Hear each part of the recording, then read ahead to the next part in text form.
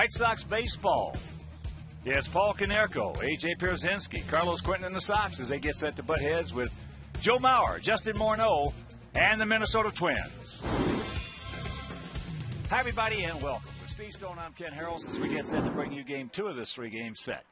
In the opener last night, Sox once again had the lead late in the ball game, couldn't hold it, and in 11 innings, Minnesota wins it 4-3. So the Sox come in at 1-3, and yet in all four games we have had the lead late in the ball game, just could not hold it and get it done. But this afternoon, Freddie Garcia.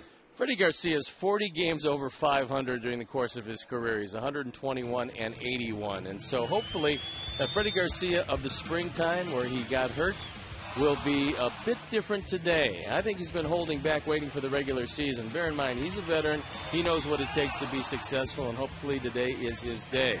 On the mound is Scott Baker going for Minnesota in the first time out against the Angels. He didn't throw the ball very well. Last year he was 15-9. He's not overpowering, keeps the ball around the plate, doesn't have one pitch that jumps out at you. But this is a big game because it's a division game, and you don't want to lose touch with Minnesota this early in the year. So, Hawk, when we had weather like this on opening day, we won. We could be a warm weather club. All right, sit back, relax, and strap it down. White Sox baseball coming your way.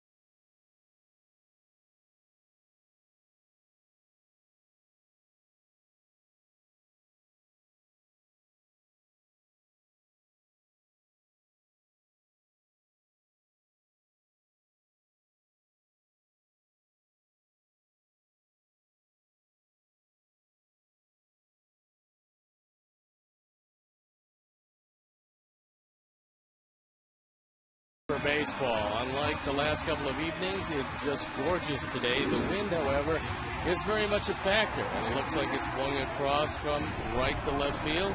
It's going to be a very lively ballpark today, and this Twin team that hit 9 home runs in 4 games against the Angels last night was by and large, power-wise, stymied by a pretty successful Sox bullpen. Unfortunately, the Sox couldn't get the big hits when they had to. That's been the story of the 1-3 start.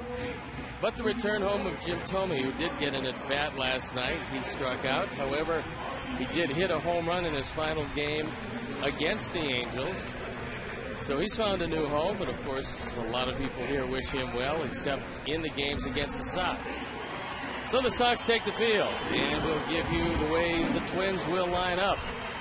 It'll be Denard Span leading it off with Orlando Hudson hitting second. Then Joe Mauer starting today, hitting third. And it's Justin Morneau, Michael Kadire, Jim Thome the DH, Jason Kubo, J.J. Hardy, and Nick Punto playing third base and hitting ninth.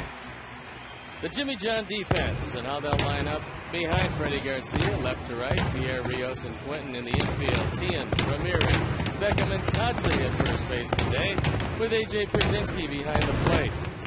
And the Toyota starting pitcher is Freddie Garcia. There you see the numbers last year. Left-handers didn't do anything with him, and surprisingly, right-handers really hurt him. So he had a spring that is very forgettable. Did not throw the ball very well, but when you're a veteran pitcher, when you have over 200 decisions, you've been around as long as he has, you know what it takes to get ready, and we'll see today if he can break it out of the bag. The game conditions, 65 degrees, the humidity 41%, the winds, we told you they'd be a factor, 13 to 20 mile an hour, and it is warm and breezy.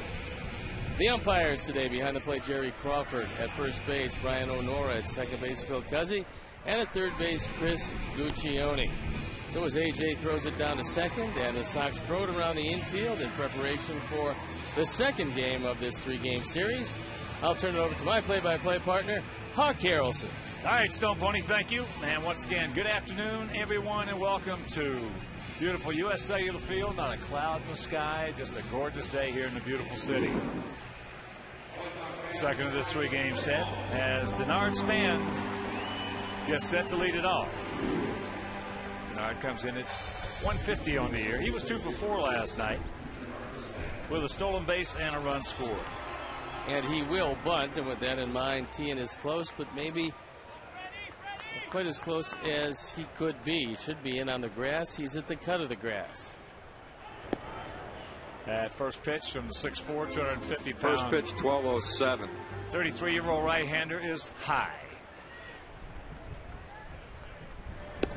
There's the strike. Span is really one of the keys to controlling this Minnesota Twin offense, and it's a potent offense.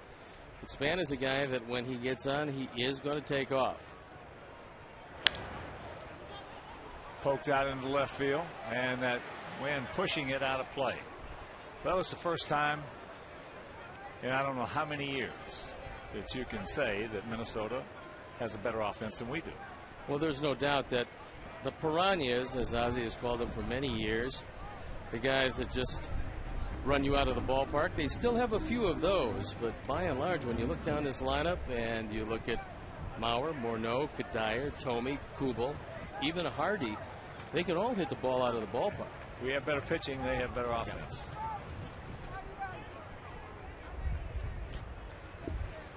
1-2 the count.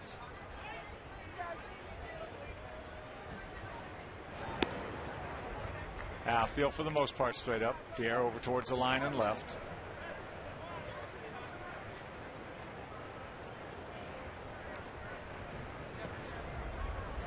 Twins in 11 innings. Won the opener last night, 4-3. As there is back to the backstop.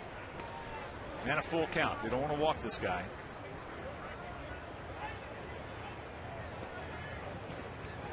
Last night, after a leadoff walk in the 7th inning, he stole second base easily and wound up scoring on a double by Morneau.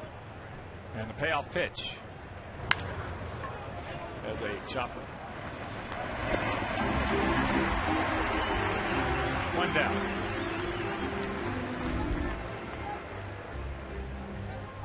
So one out, and that'll bring up the switch hitting second baseman Orlando Hudson. He was 1 for 6 last evening, hitting at 174 on the young season. Really started his professional career way back in 1994, then a member of the Houston Astro organization.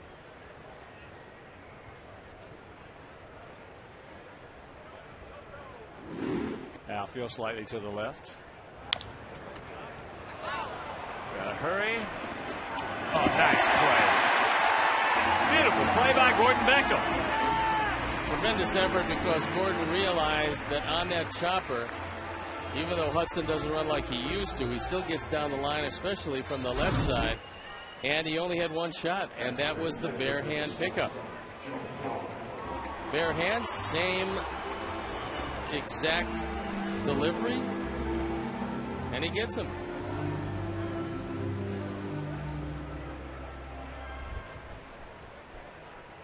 So 2 down, that'll bring up Joe Mauer, who did not start last night, but he did come on and he pinch hit. Leading off the 11th inning, he walked and he came around to score.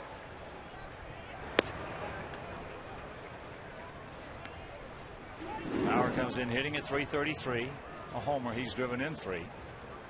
With the wind blowing toward left center field, that's really the danger zone for Mauer. Mauer last year, .365, 28 homers, 96 knocked in. MVP. His back kept him on the shelf for the first month of the season.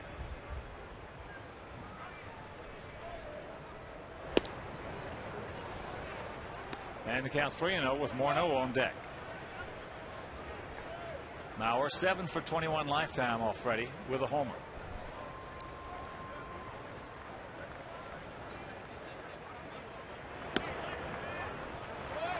That's 4 in a row.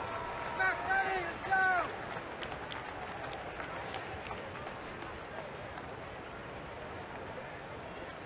So here's Morneau. Comes in hitting at .389 with a couple of homers and 4 RBIs. He was 3 for 5 with an RBI double last evening. I mentioned Mauer was 7 for 21 with a homer. Mauer hit Freddie hard. Morneau 4 for 25 with a homer. It comes right at him.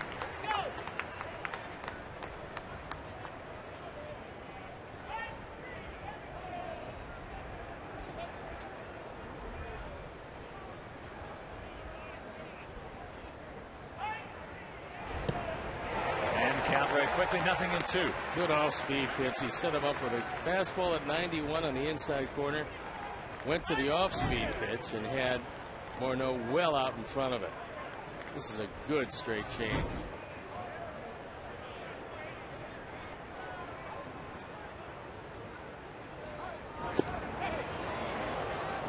Tailing off the plate.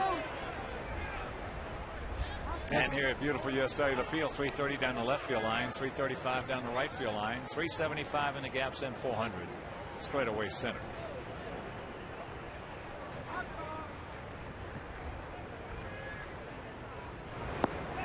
He gone. And that'll retire the side. So he goes around Mauer to get to Morneau and punches him up.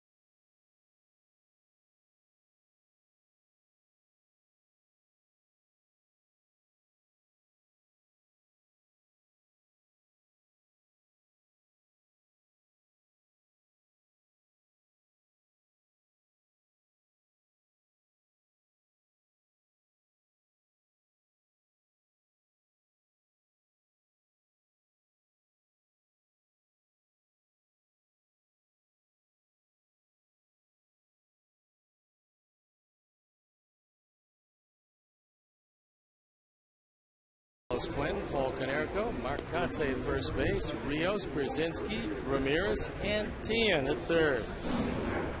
The Jimmy John's defense and how they'll line up behind Baker left to right, Kubel, Span, and Kadire in the infield, Punto, Hardy, Hudson, Morneau, and Mauer behind the plate. The Toyota starting pitcher is Scott Baker. Last year, a 15-game winner. This time, the first start against the Angels didn't work out very well. Had to overthrow the ball when talking to the Twins people, and that's not his game. Normally, he's got a very good walk-to-strikeout ratio, and last year set an all-time high in strikeouts. And before we show you our picks to click, as there's a bunt, that's a good one. No.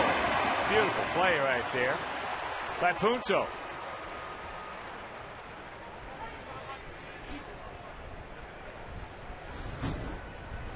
I think when Juan laid this one down, he thought this was most probably a base hit, but Nick Punto gets to the ball quickly, scoops it, throws it in the same motion, and gets him by a half step. Good execution on everyone involved. Here's Gordon Beckham. He was 1 for 3 with a couple of walks last evening. 4 for 14 on the season. Baker, 28 years old, 6'4", 220 pounds.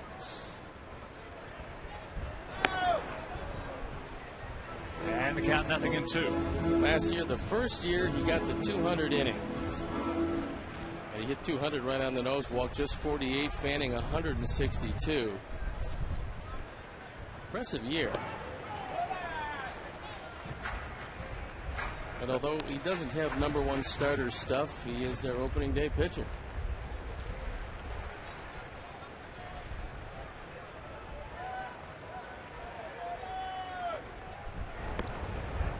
Breaking ball hangs high to even the count at 2. Baker, born in Shreveport, Louisiana, now resides in Cape Coral, Florida.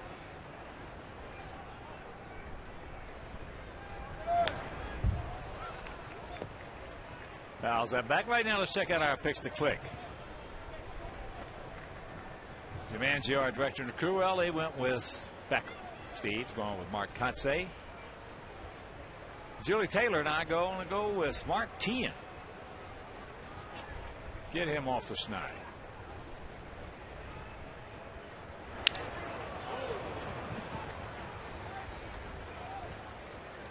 Gordon's going to have to get a new one.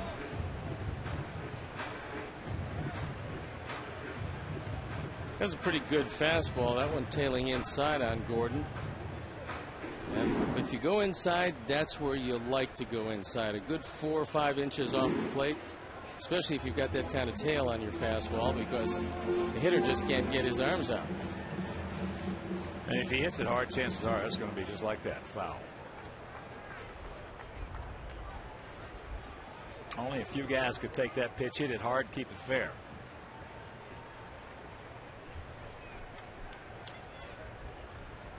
Outfield around to the right, gap in left center. Has a full count. Quentin on deck.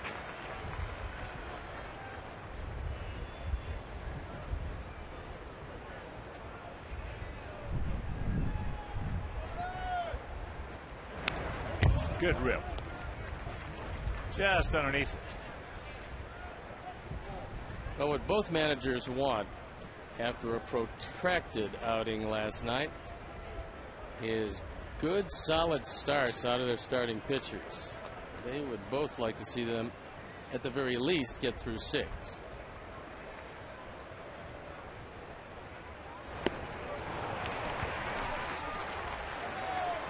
Gordon saying to himself, how did I miss that one? Well, he took his head off of it. Just out in front of home plate. Tailing fastball up and in.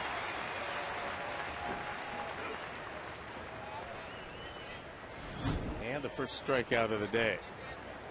So here's Carlos, 2 for 4 last night, 4 for 12 on the season with a homer, and 3 knocked in.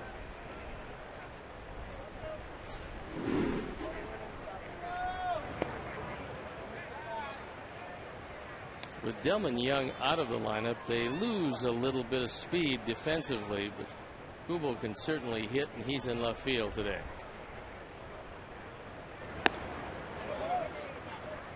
And the count runs to 2-0.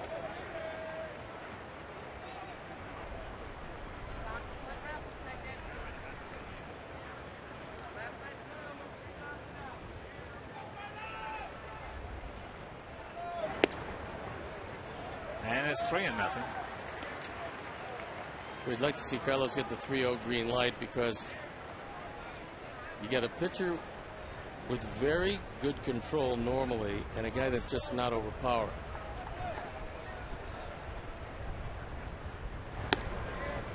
Right there on a tee. Took it right down the middle in.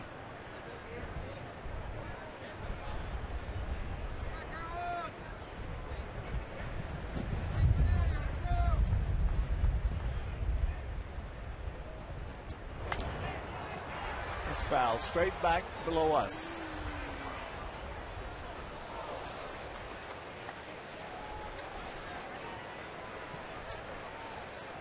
So a full count to Quentin. We can tell by looking at Punto, who's over toward the line, that all things considered, Baker would just as soon stay in on the right-handers, or they believe he'll pull his soft breaking ball if he goes to it. That's ball 4.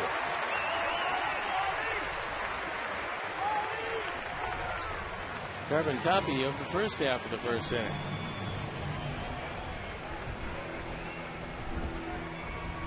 That'll bring up Canerco, the DH, this afternoon. Raleigh 3 for 12 on the season with a couple of homers, 5 knocked in.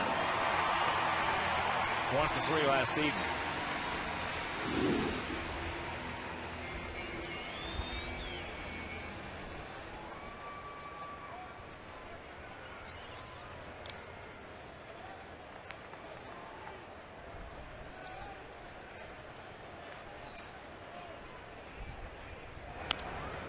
Fouls that one back.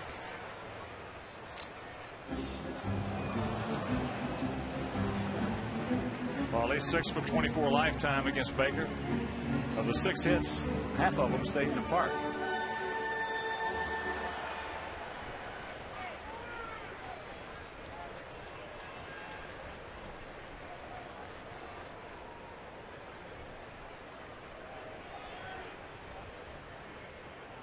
Just a decent lead by Quentin.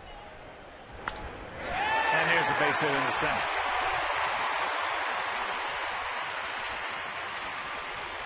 So 2 on, 2 out, and that'll bring up Mark Kotsay. Scouting report on Span is that he makes up for just an average arm by getting to the ball very quickly. And that time Carlos was looking at him all the way, and that's exactly what Span did. Here's why Paul has had some success against Baker, is that Baker wants to throw that fastball to the arm side, which is inside to right-handers more times than not. That'll mean that he'll want to keep this ball away from Mark Kotsay, who's looking for a run batted in number 2. And his first hit of the season.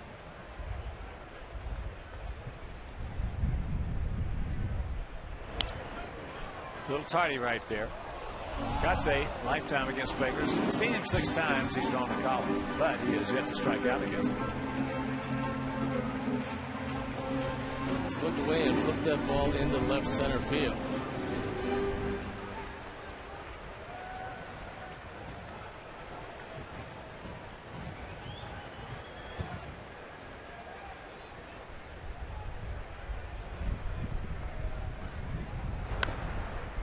Off speed out in front, and the count very quickly, 0-2. So here's where he's got to cinch it up, hunker down, and become a good 2-strike hitter.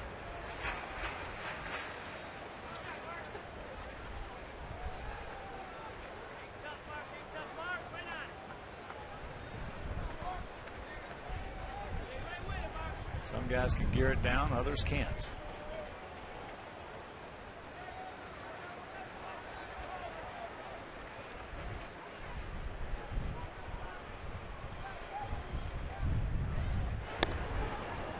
Good eye, good take.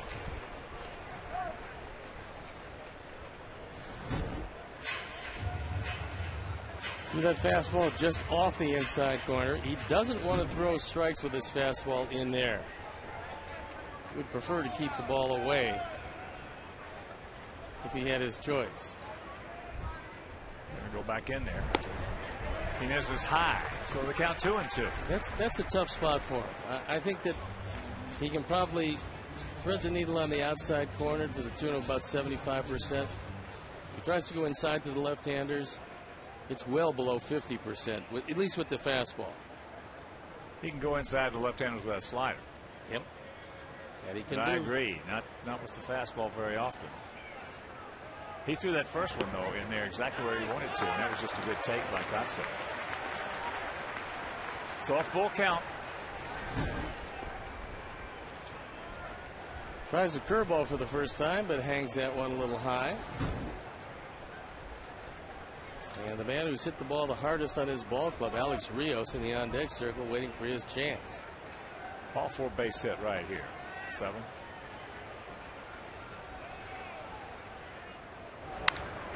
Nope. Right to the second baseman. Hudson throws him out. That'll retire the side. Mild 2-out threat goes by the boards after 1, no score.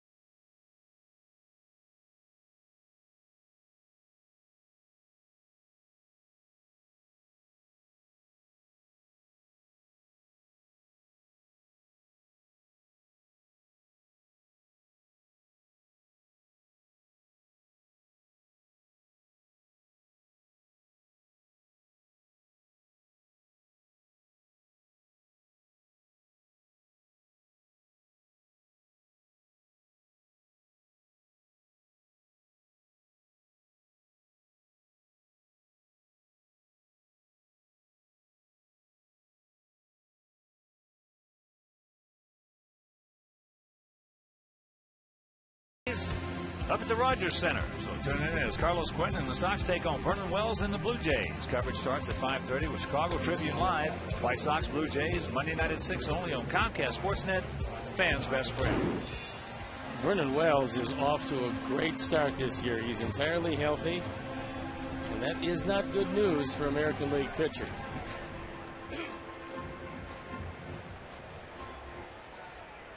It'll be Kadire, Tomey, and Kubel. Face Freddie Garcia. Kadire comes in hitting at 333. He was 1 for 5 last evening. Takes first pitch strike on the outside corner. Kadire 6 for 22 lifetime against Garcia, and with 6 hits, all of them have stayed in the park. High breaking ball. Freddie got away with it.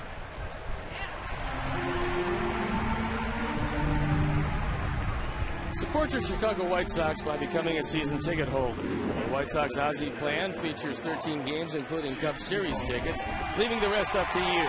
Prices vary depending on selected seat category and game choices. For details, visit whitesox.com or call 312-674-1000. So a nice reception for Jim Tomey. Takes a curveball strike on the outside corner.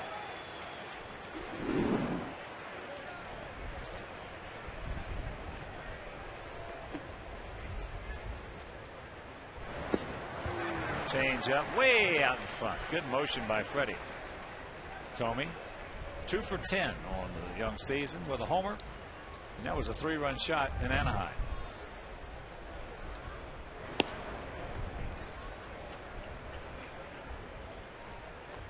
.565 home runs.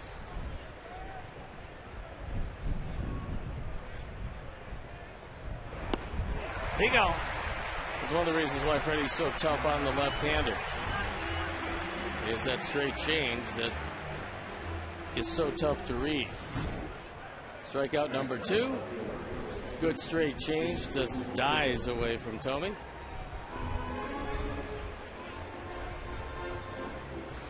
That'll bring up the left fielder, Jason Kubel, off to a slow start at 0.77. He was 0 for 4 last evening. Make no mistake about it, this young man knows he's got a chance to be a monster. Last year hit 300, 28 homers and knocked in 103.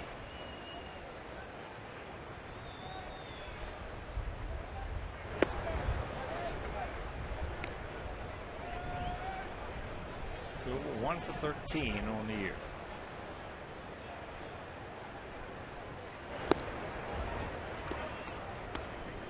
Ball really had a lot of tailing action way outside, 2-1.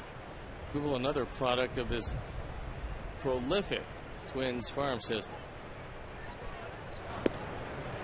Well, they have for many years, many years, farm director named Jim Rance, former right-handed pitcher, little guy, did such a tremendous job with their farm system. As Kubel draws the 2-out walk. Well, as you know, Hawk, because you sat in that chair for a while, scouting director and player development have to work hand in hand, because you can scout them for a particular reason. If you don't develop them for that reason, sometimes you got a problem. Well, unfortunately, in so many organizations, it's like production and sales. Always with a constant battle. So you bring them in, and then right. they want to change them right away. That's right. Here's J.J. Hardy. Takes first pitch strike. Well, our organization is in great hands with Buddy Bell.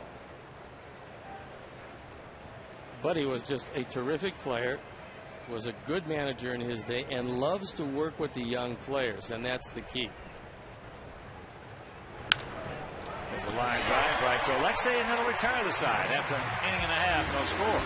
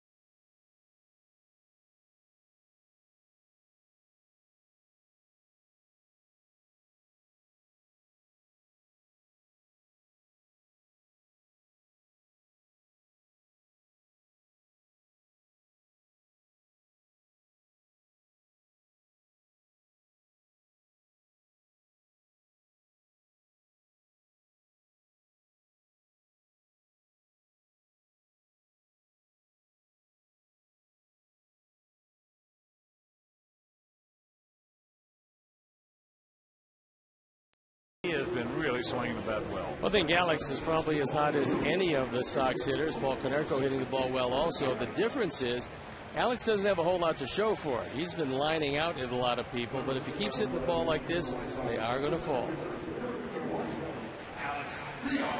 Alex just 3 for 15, and he has really hung out some line drives.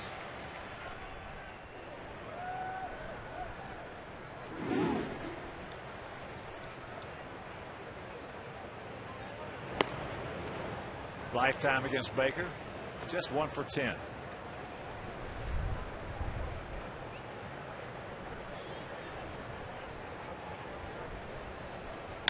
That ball hit hard into the gap. That's a tweener. That 1 for 10 was then. This is now. Rios did a good job of hitting, because when he laid off the first fastball, which was 3-4 inches inside, Baker then on the second fastball threw a strike with it. And Alex, who loves the ball down, got one right on a tee for him and hit the daylights out of it in the gap. So very promising start to this second inning. That'll bring up A.J. Pierzynski.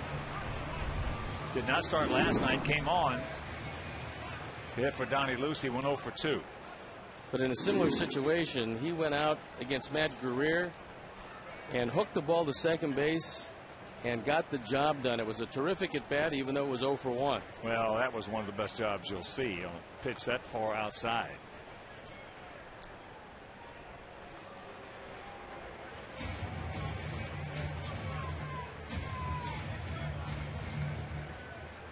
Got Hudson back on the grass at second. J.J. Hardy now going to just walk over, mosey over. Little token effort. As that's into left center field. Get down. It won't.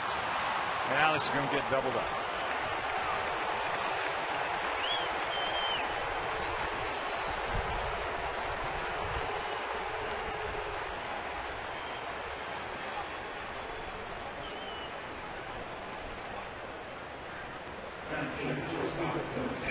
You got to know where the outfielders are lined up, and Kubel was not overly deep. This one really has no chance of falling. I'm not sure if Alex picked it up right away, but for whatever reason he was just hung out to dry. He didn't know where the ball was and cost him a double play. Tries to bunt it, misses, and the count 0-1. Well, the last thing that you should do is check your outfield. Just turn around and check where each and every one of them are playing, and you got a pretty good idea when the ball's hit if they can get there. That's a fair ball. Nice play by Punto. So we start off the inning good. Can't do anything with it.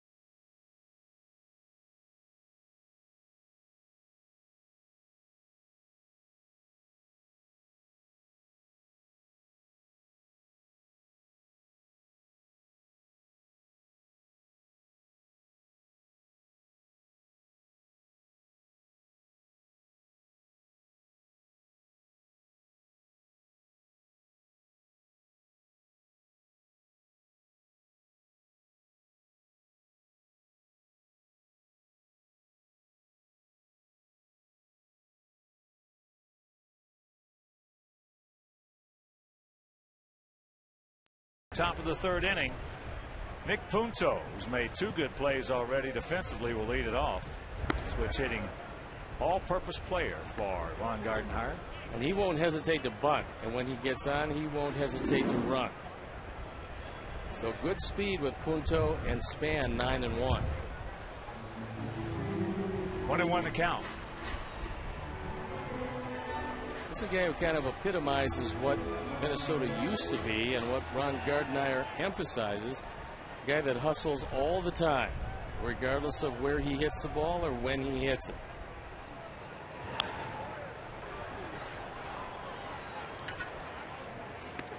Over the years, managers have just absolutely loved players like Punto. Well, he gets just about 100% of everything he has out of him every day. He doesn't have great talent. There's not one thing he does particularly well. But you don't have to have great talent to hustle.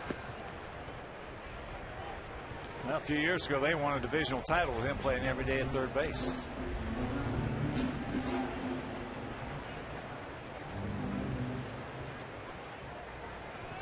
And the 2-2 pitch. Backdoored him. He gone.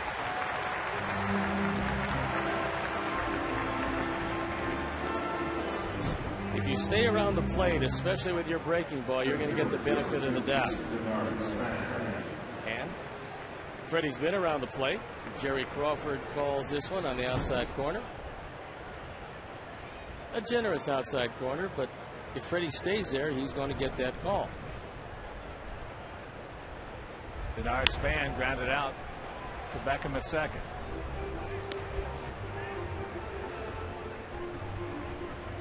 We saw a lot of Span in right field when Kadire was hurt. We've seen him move all over, but his natural position is center field, and that's where he finds himself now that they've traded Carlos Gomez. Get over there. Ball off the glove of Kotsay. Beckham's right there. Freddie is right where he should be.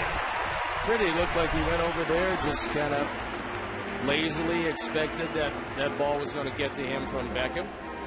Goes 3-4-1, and Freddie got over there in a hurry, and that was the key to the play.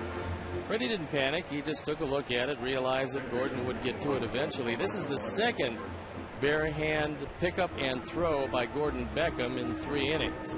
This is a good play.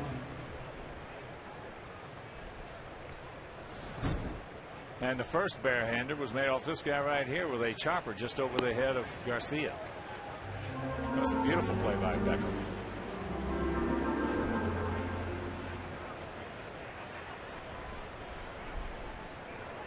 And the 1-0 delivery. Alexei. Nice. 1-2-3 inning. We'll go to the bottom of the third. Bill goose eggs.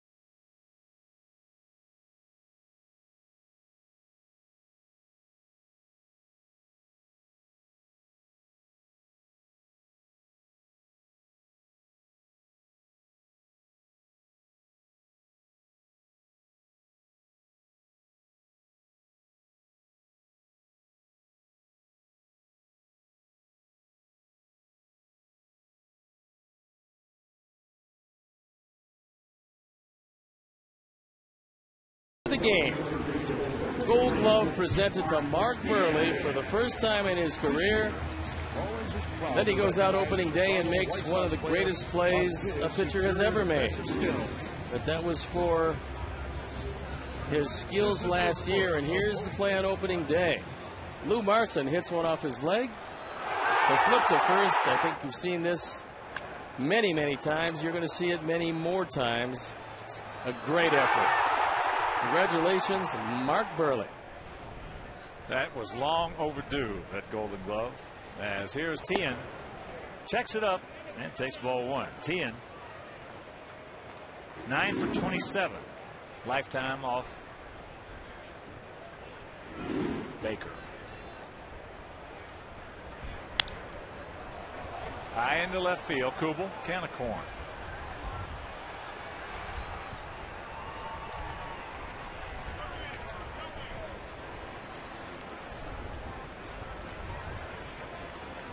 Getting off to a slow start, still looking for his first hit in the Sox uniform. He's now 0 for 10.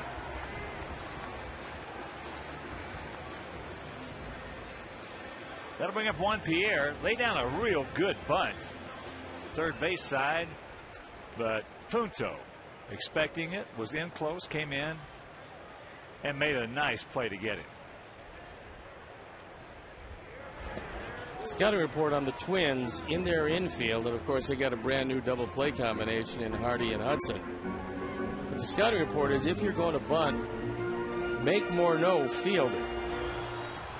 So he doesn't have quite the quick feet of Nick Punto. No, he doesn't, but he's got real good hands. Fakes the bunt. Punto playing some games with him down there. He runs over toward the shortstop position and then poses.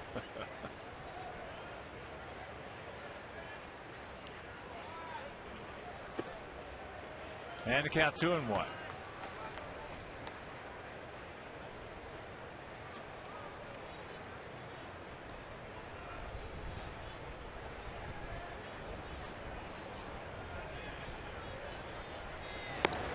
And that's high. And now you figure you get a fastball on the outer third. That's a ball you can take right back up the middle if you don't roll over it. Mauer goes through his set of signs. That's a big target behind the plate. Oh, Jerry got a little generous outside with that one. Take a look at where this one is. Indeed he did. Mauer had to bring it back a long way. One thing to bring it back, but you know, it's just one thing it boils down to. That's fouled back. And it sounds simple, but most of the players, like AJ and I were talking after the game last night, if it's a strike, call it a strike. If it's a ball, call it a ball.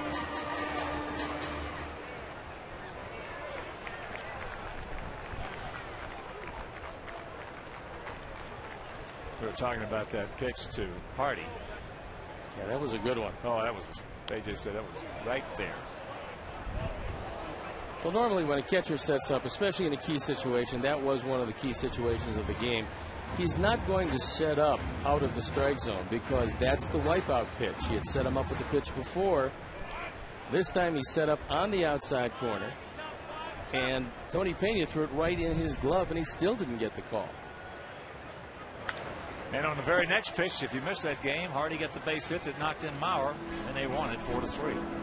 Well, the most pitches that Tony Pena in relief has ever thrown was 46. Last night he got to 59 as he went and was forced to go 3 innings.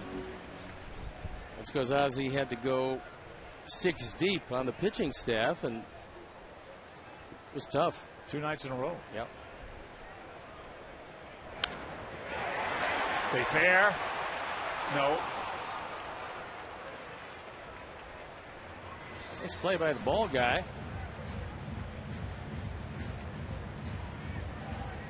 And a young fan has one of the most treasured of all items you can get at the ballpark, a souvenir baseball. If he gets a little more hand, he'll be able to actually grab it. To palm it. He'll be able to palm that thing. Just a little more. And that's a base hit. That's a good at bat by Juan Pierre, and that's what he does so well. He's always been a tough man to strike out. He fouls off the tough pitches, stays alive, and sets the inning up. This time he got that fastball. This had a big portion of the plate. Just does what Pierre has done for many a year. It's a base hit to left center field. So here's Gordon. Had a couple of good pitches to hit in that sequence back in the first inning before striking out on a fastball. Went right through it. Well, Gordon's already had a terrific day defensively. He'd like to add a little bat work to that. Still looking for his first run batted in. On base percentage is more than respectable. Knocking at the door of 390.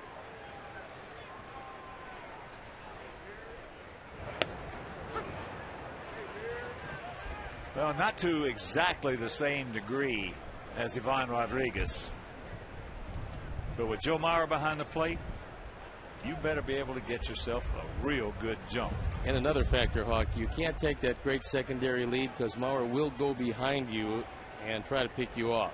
Well, as I said, not to the degree of Ivan Rodriguez, but because of that arm he's got.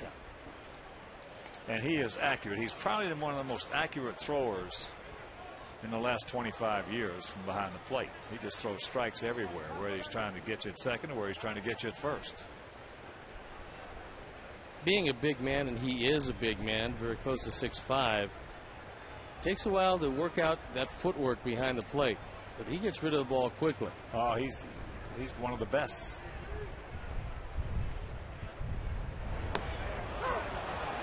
Breaking ball. 2 down.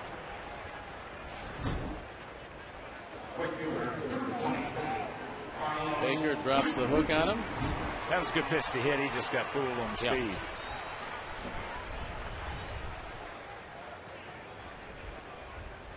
Anytime you see a curveball that stays up that high and doesn't have that real sharp break on it, that's the place you'd like it if you were going to order up a curveball. But he got fooled. Yeah.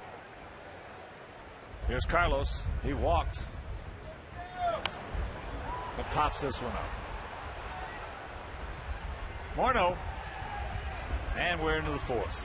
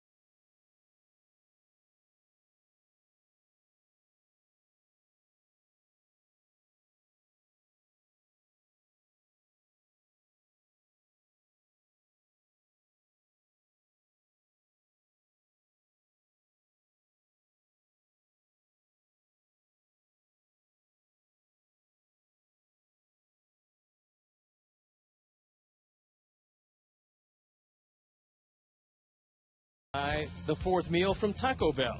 Open 1 a.m. or later. A beautiful day here in the beautiful city. It's the top of the 4th inning. It'll be Mauer, Morneau, and Kadire to face Freddie Garcia.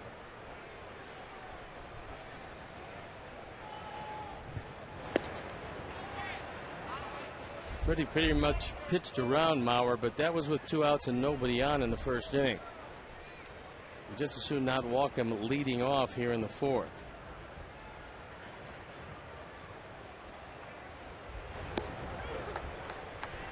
Breaking ball strike to even the count at 1.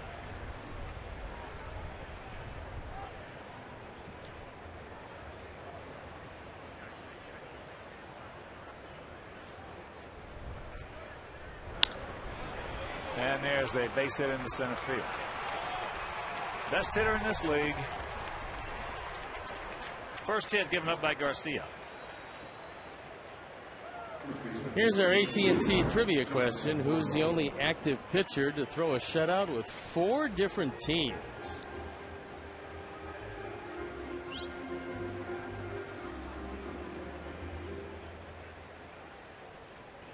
So here's Morneau, struck out on a good changeup.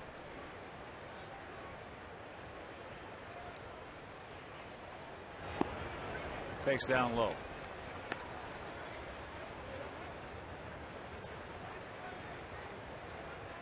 Mauer, a .327 lifetime hitter. And year after year, Morneau is among the leaders in grounding into double plays. He also drives in a whole lot of runs, but it's a bad combination when you hit the ball hard and you don't have a lot of speed.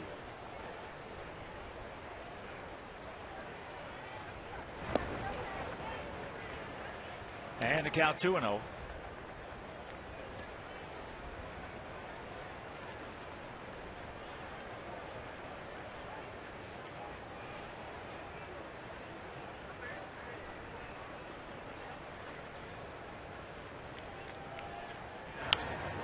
Big swing from the 28-year-old.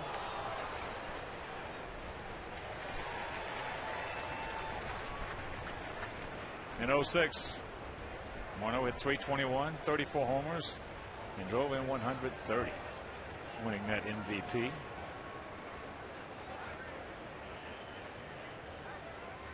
Pretty impressive year. And one of the other things that's very impressive too is he's never struck out 100 times.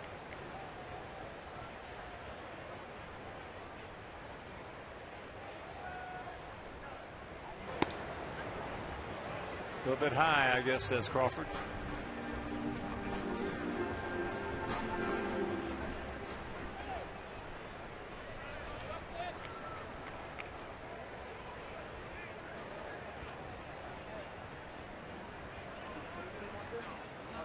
Short lead by Mauer. Long set by Freddie. And a full count to Morneau. Now we'll see how aggressive Gardy wants to be with Mauer. Mauer, for a big man, has decent speed. His first full year in this league, he sold 14 bases. He sold 13 bases, was 13 out of 14. He doesn't have that kind of speed any longer. But if he thinks Morneau's going to hit the ball on the ground, he'll run with Mauer.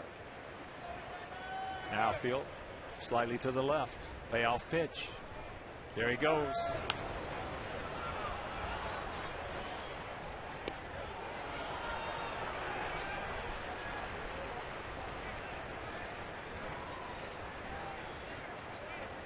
A little surprised at that. Well, you mentioned that you got a hitter up there that has never fanned 100 times despite his big swing, so he figures Freddie at this stage is not the biggest strikeout pitcher around, and he took a gamble. There he goes again. Line shot.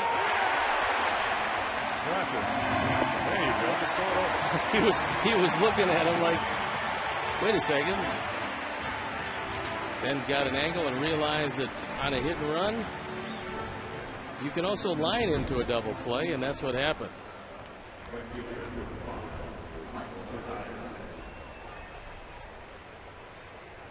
So here's Kadire.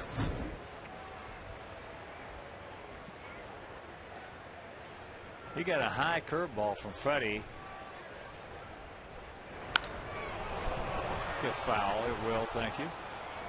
Second one in 2 games that he's hit foul. But Freddie got away with it as he popped it up in the right center field. Kadire last year, .276, 32 homers, and drove in 94. And Kadire is entirely healthy, and he was last year. He's a tremendous force right-handed for them. And this is a team that is loaded with left-handed power. Mauer, Morneau, Thome, Kubel, all left-handed, all hit a lot of home runs. High into center field. Alex drifting with the wind makes the catch, and that'll retire the side. They get their first hit, span none, and it's still scoreless.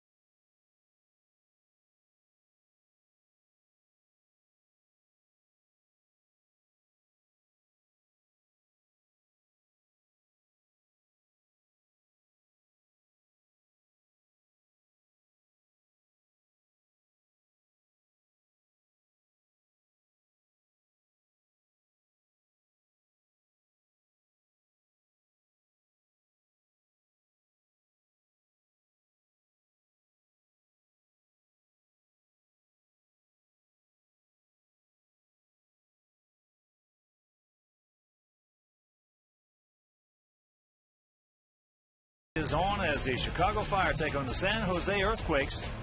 Don't miss a minute of the action live from Toyota Park as Brian McBride leads the way for Chicago. Fire Earthquakes tonight at 7:30 only on Comcast Sportsnet, fans' best friend.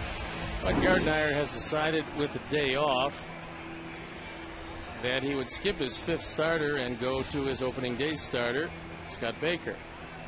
The case of Ozzie, same day off. However, he is going with his 5th starter, Freddie Garcia.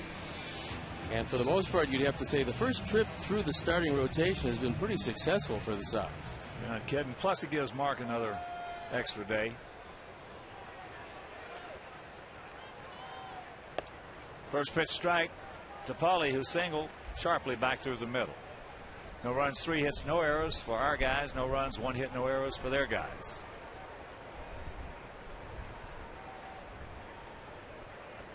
Yeah, Jake struggled a little bit in his start. But everybody else, if you missed that game last night, Johnny Danks went 6 innings, giving up 2 runs, only 1 earned. 8 hits, 1 walk, had 6 strikeouts. House cleaning in front of home plate. And the same line almost for Gavin Floyd on Thursday night. Went 6 innings, giving up 2 runs, only 1 earned. 5 hits, 3 walks, and had 7 strikeouts. So the starters are going to get their job done. What's hurt us in the first, well, I should say in the last 3 games has been we've had the lead in each one of those games. And we lost 2 leads in the 7th inning. And the other came in the 3rd inning. The 4th inning, I should say. So we've had the leads, and the middle of the bullpen couldn't get it done.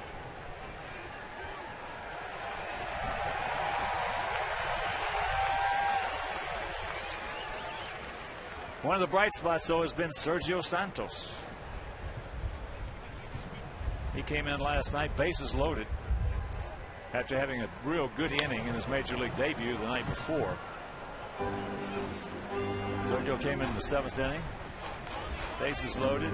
Delman Young at the plate and absolutely buckled him up with a couple of breaking balls. I think that's been the most surprising thing because he's made the conversion from a shortstop to a pitcher, and yet, besides the fact he can throw the ball 95, 96, his curveball and his changeup are great. Morneau. That's out number 1. Here's our AT&T trivia question. Who's the only active pitcher to throw a shutout with 4 different teams? And the answer? Well, Carl Pavano. And he has made a comeback in that Minnesota uniform. Well, they offered him arbitration because they felt that he was valuable enough if he chose to take it instead of going on the free agent market. He took it, and he's still here. They're just a whole bunch of guys who love to play in Minnesota.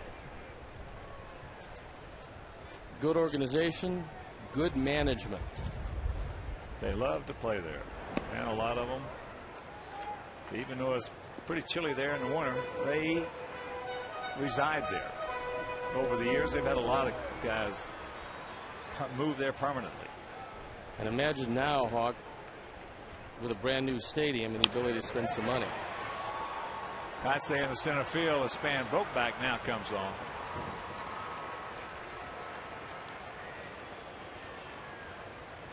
They're going to wind up next year with a payroll probably 105 to 110 million. This year it's at 96.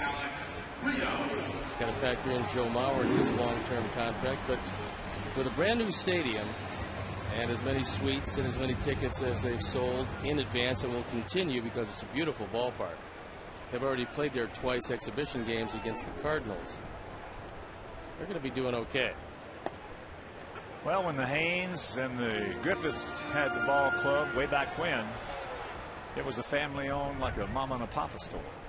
They could not afford to do things that other clubs did, as he did not check it up. And the count 0-2. Alex led off the 2nd inning with a double, was shot into left center field, and then was doubled off on a fly ball to left field by Pierzynski. Calvin wasn't exactly what you would call extravagant. In fact, Jim Cott told me that he pitched 250 some innings, went 14 and 12, and Calvin offered him a cut. Oh, yeah. Is it a cut? Yeah. I was, oh, yeah. He said, you only won 14 games. That's not that good. So Mauer's just going to put it on him, and that'll retire the side. We'll go to the fifth. Still nada.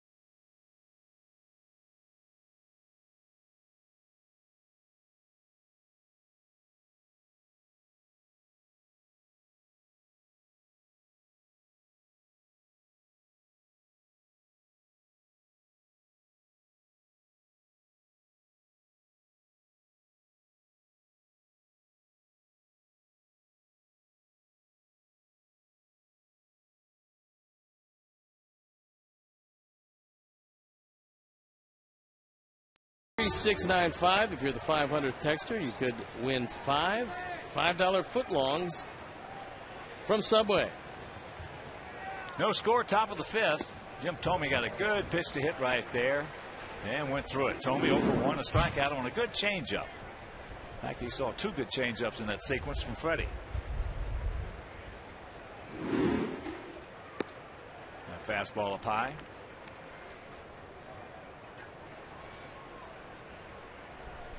I asked Jim how he was feeling, and he said he felt 100% this spring. Broken bat. And he hit it right into the shift.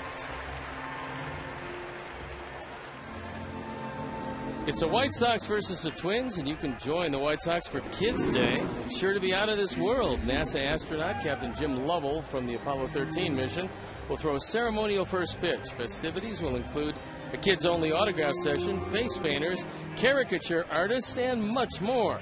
For tickets, call 866-SOX-GAME or visit www.whitesox.com. Ball one to Jason Kubel, who drew a walk his first trip. Oh, what a season he had last year.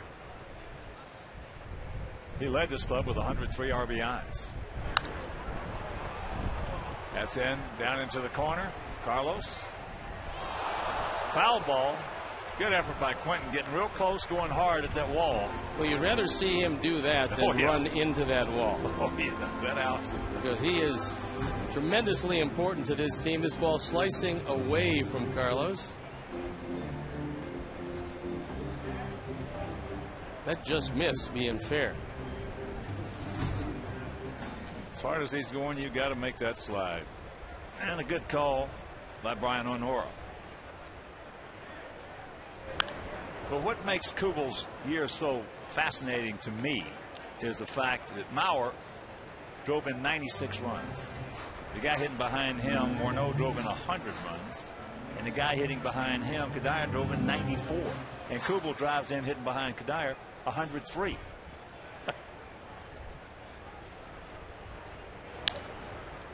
Flips that one into left center field. Pierre hard on the move, can't get there. So Kubel into second base with a one-out double. Just the second hit for Minnesota. If the wind was not blowing out toward left center, this one might have been caught. You see Pierre playing well off the line, but the wind kept pushing this ball away from him.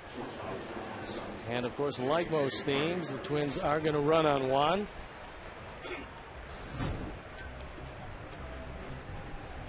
I think AJ's going out there to talk with Freddie. Number one, about the set of signs they're going to use with the first base runner on second base today.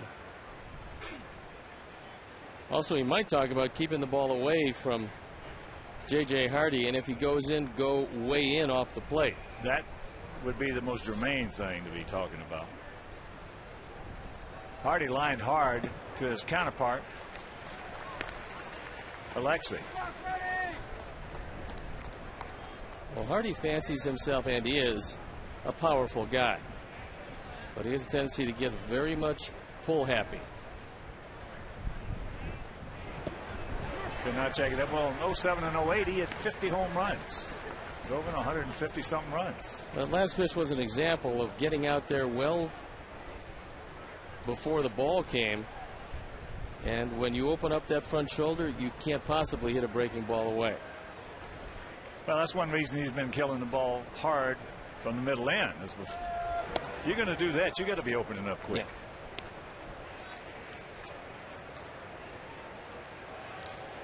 Yeah, in 07, he had 26 homers, drove in 80. 08, he had 24 homers, so that's 50. Drove in 74, so that's 154 runs in 2 years. Nice pitch by Freddie. And that's out number 2. Well, Hardy falls in that category. If you make a good pitch, and that's either the breaking ball away or a fastball or slider away, you're going to get him out. He's going to hit a lot of mistakes hard, though. You fell into that category? Right top of it. Right at the top of that list.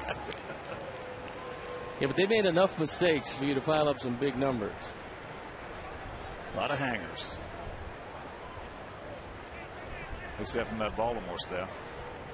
Well, it was a good staff, and unfortunately, our condolences to the family of Mike Cuellar, who passed away. He was one of their 4 20-game winners in 1971, along with Palmer, McNally, and Pat Dobson. The ball into center field. And that'll do it. We're halfway home with no runs in this ball game.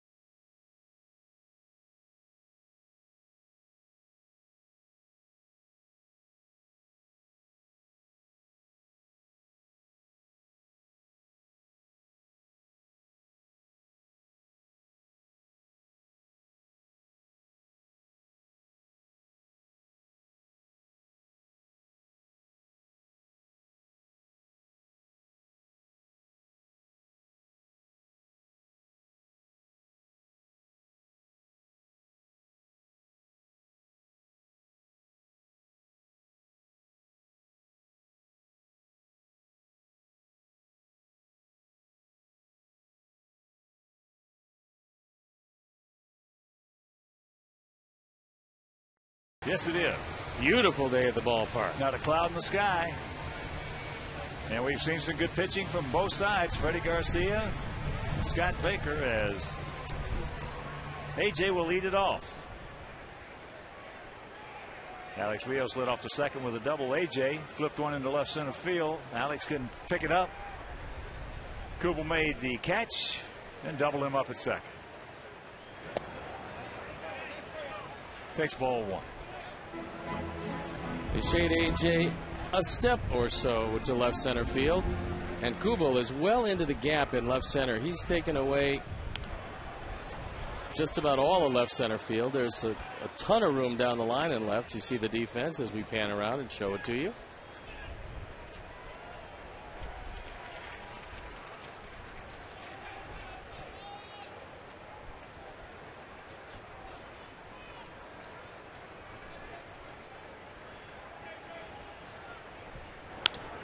That's into center field. Here comes Span. He can't get there. The ball gets by him. The Kubel backing him up. We'll get it back in. So the double, the leadoff double for A.J.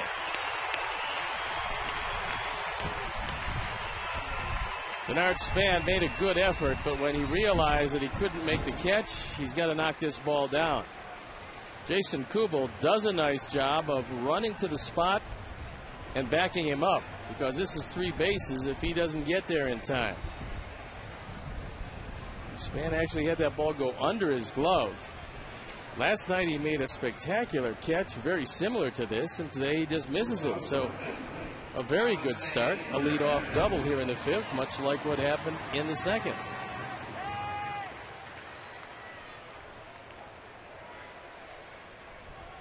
So Alexi's got to find a way to get him over.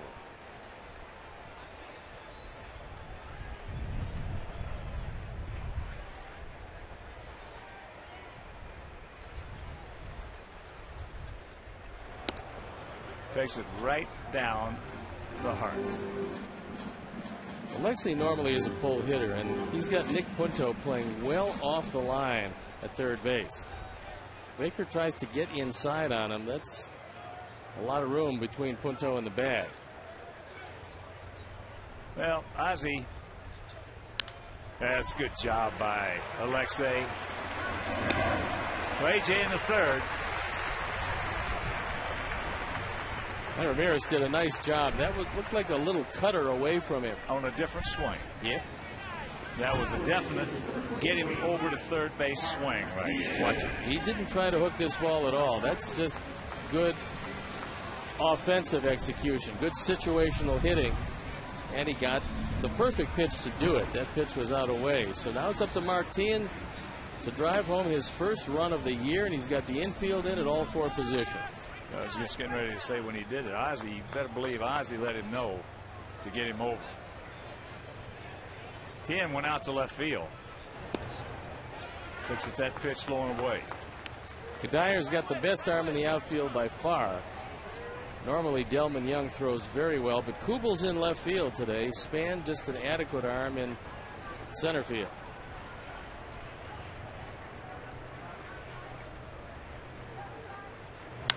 That's going to get the job done. Stretch.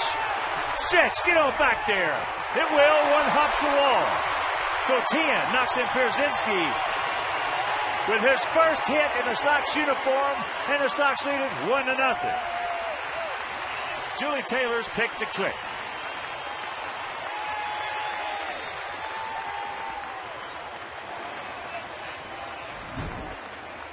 Mark hits this one very hard.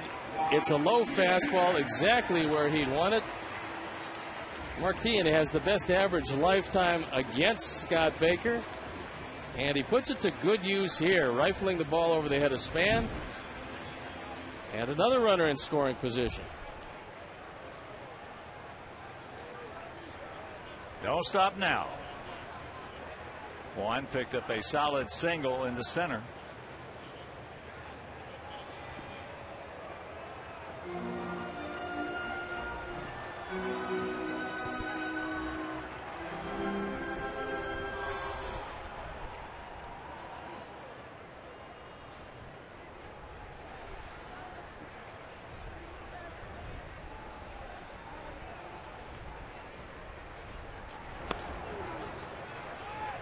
Strike on the outside edge of the outside corner.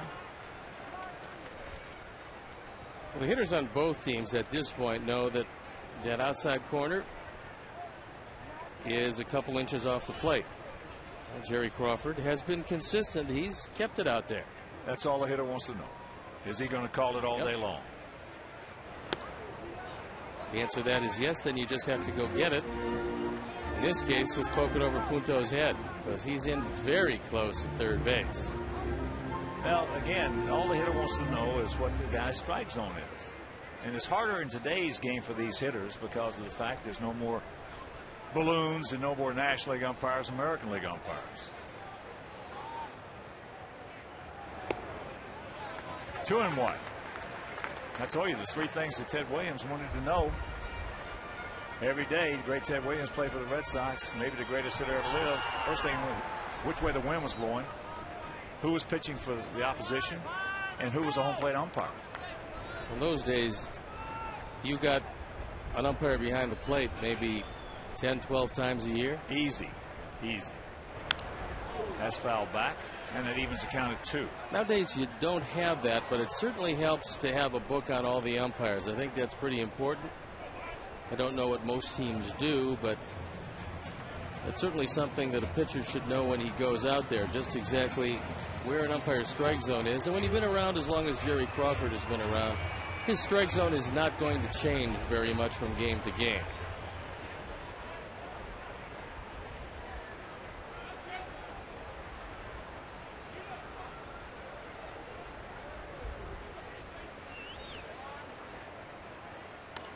Fouls that one away. Well, in our time zone, I'm sure there were certain umpires that you knew that you were going to have to just move your fastball around a little better than others because they were not going to give you anything but a high breaking ball. Low breaking ball you weren't going to get. Well, I was in both leagues, went back and forth, and National League was a little tougher on me because they had the inside chest protector and they called the low strike. I was a high fastball pitcher. I preferred the balloon chest protector and the high strike. That's popped up. Get out of here. Don't come back. It won't. Good effort by Punto. And Burley quickly to the rescue. Alan Thomas rescued him. It looked like Punto might have twisted his ankle. Nick comes over, locates the rail, and he'd be the first to tell you that a normal sized man probably makes that play. That's hard. That's cold. That's cold. I play a lot of tournaments with Nick in the wintertime, a lot of golf tournaments. He's a really good guy. A friend of mine is a good friend with his dad. Said his dad is a terrific person. He's terrific. He's got a great short game. He should have. That's high. Better count 3-2. Played a lot of golf with Michael. He's got a good long game. Oh, boy.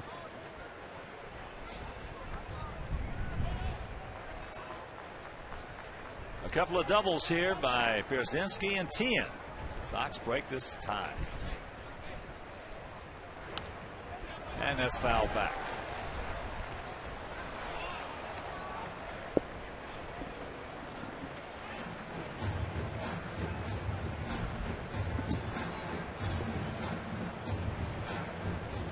Gap out there in right center.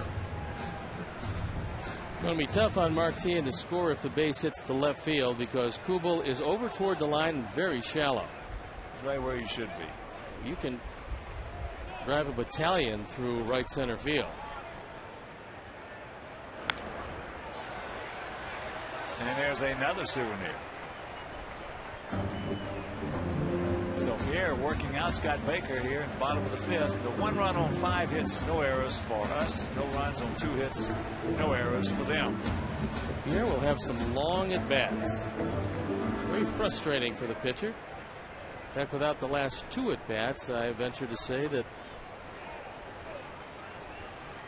Baker would be in the 50s as far as pitches are concerned, but for Pierre. And another one. He's going to deliver his 74th pitch as Mauer goes out to have a talk with him.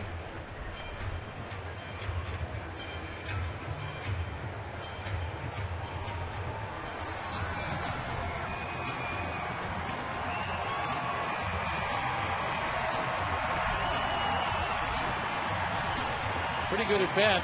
Now ready to see his 11th pitch. Had a very similar at bat when he had his base hit in the third.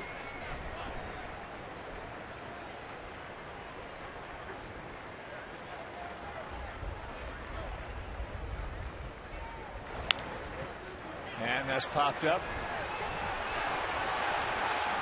And Punto can't get there.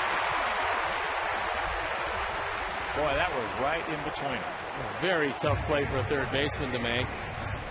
You're looking for a little help, but Hardy knew he couldn't get to it because he was not really in a position. And Kubel couldn't get to it as that ball was being pushed away from him. So it left Punto with an over-the-shoulder catch and just didn't make it.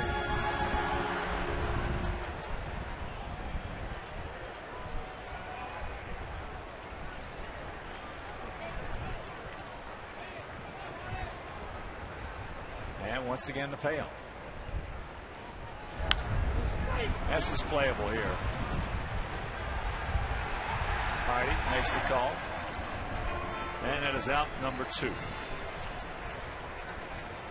Visit the official online shop of the Chicago White Sox. Browse the largest selection of official gear, including the latest apparel, nostalgic memorabilia, and authentic classics for the whole family. Get your gear at www.whitesox.com. Accept no substitutes.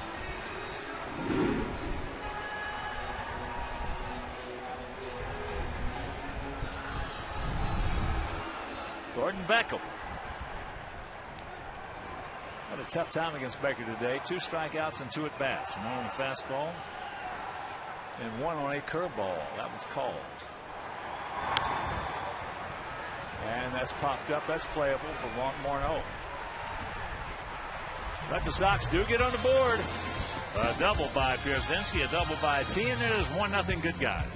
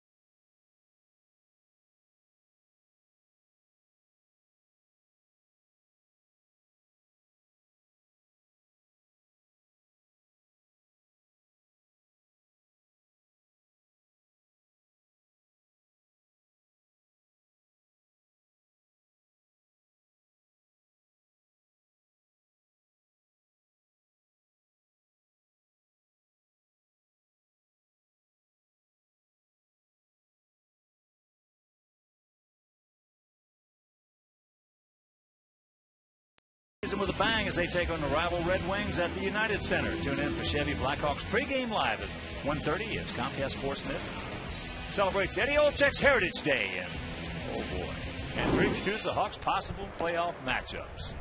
Blackhawks Red Wings tomorrow 1:30 only on Comcast Sportsnet, fans' best friend. Buddy Eddie O. Right here's 1-0. Top of the 6th inning. Span fakes the bunt. Takes the ball, and it's 2-0. Span has grounded to second. And then he hit another ground ball that went 3-4-1.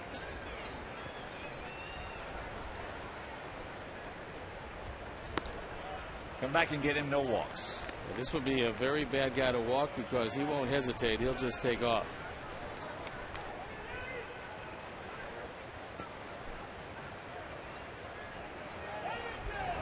There's one. Make him hit his way on.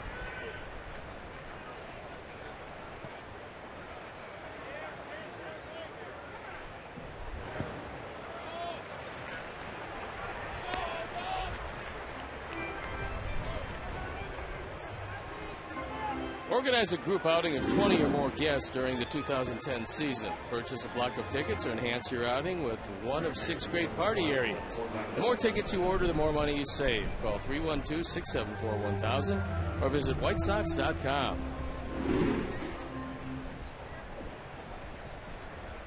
Here's Hudson. He's 0 for 2.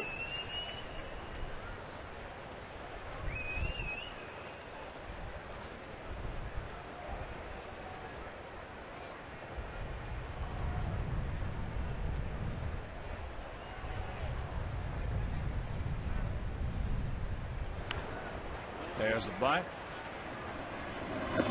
Teeing. Sacrifice. 5-3.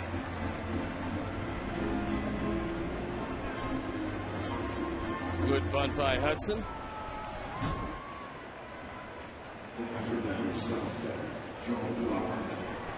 With the speed of Span, he leaves Teeing with only 1 play.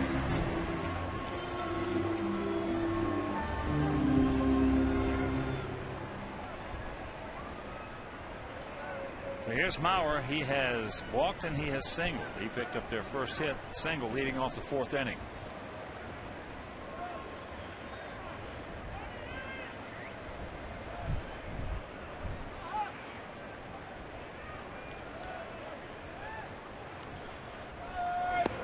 Breaking ball strike.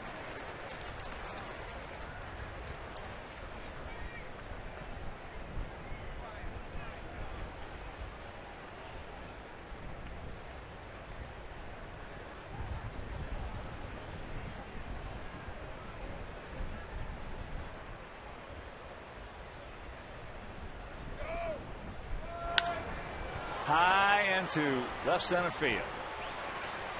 Pierre now being called off by Alex. We'll get it back in. Good play and good communication. Pierre has to go over until he hears Alex's voice. If he hears Alex call for it, you've got to give ground, and that's what happened.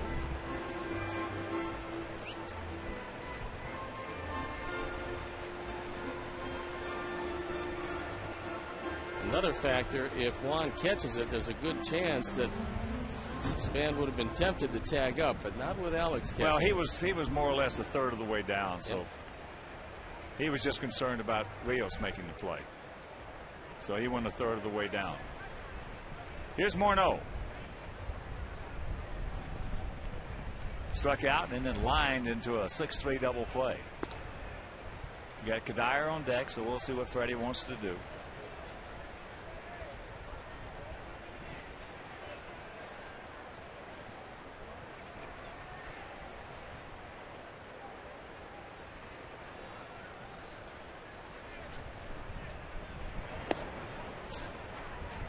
To me, like he wants to put him on first base. And I can't blame him. They're just going ahead and put him on right now.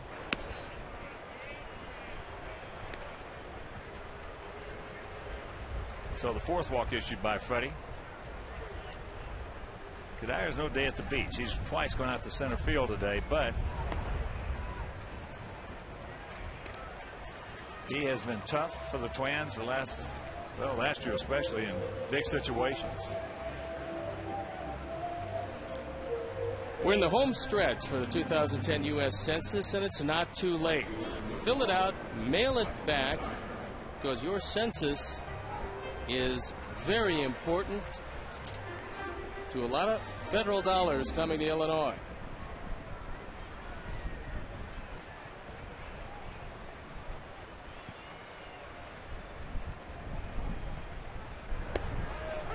Oh, that was nasty. Breaking ball, low and away. Call for the strike. That's the best curveball that Freddie's thrown today. AJ wants it away. And that was perfect. See if they want to double him up. Yeah, but a little too far out there to be tempting. Jim Thome on deck. Well, it looks like the defense is shifted so that they're going to stay away from Kadire, because Alex is a couple steps into right center.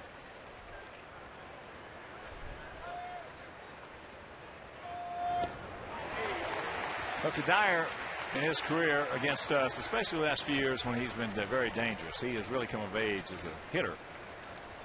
Most of his damage against us has been to center and right center. Now, he's hit some home runs to left, but when he did, there was just no question about it. They were up and they were gone.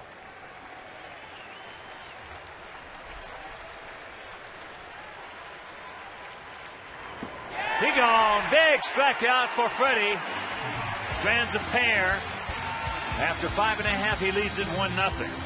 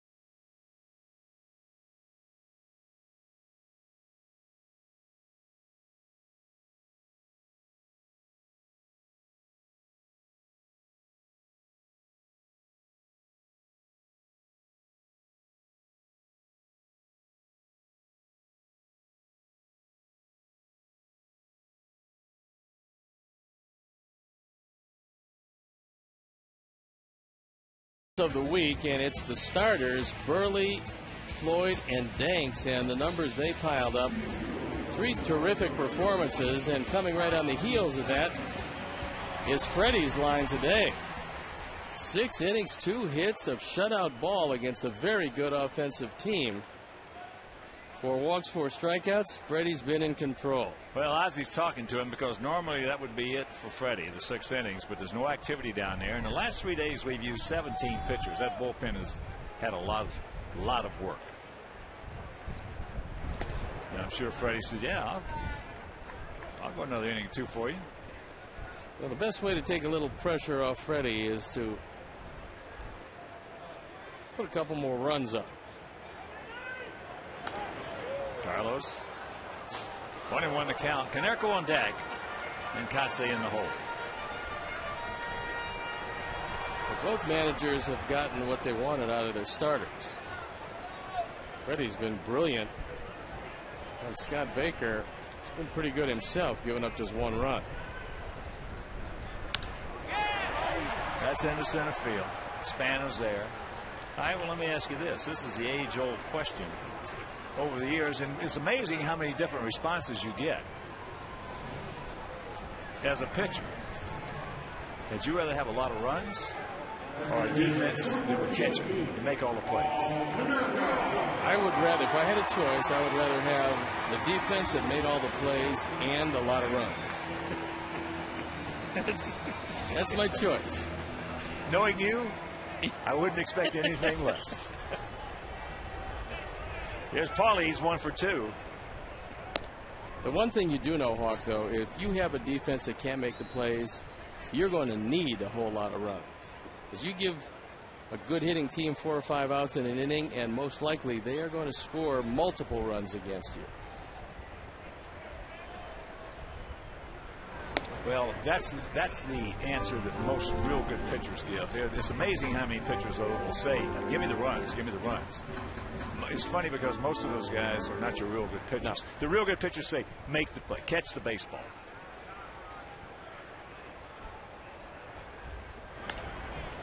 Ate him up right there. Flips it into short right. Hudson's there, makes the catch, and that's out number 2. Well, we'll give you an example of that. When John Sherholtz, who came from the Baltimore organization, as a lot of executives did, when he got to Atlanta, there's a couple of guys that nobody thought much about. And that was Rafael Belliard and Sid Bream. He picked up both of them, Bream for first, Belliard for short. Terry Pendleton, a Gold Glover at third. Now, granted, he won the MVP that year, hitting .322. But all 3 of those guys could catch the baseball. And that's when Atlanta started their run of 14 straight division titles, because they had good pitching, and now they had terrific defense. Kotze can't get it. Mark is 0 for 2. He's grounded to second, going out to center.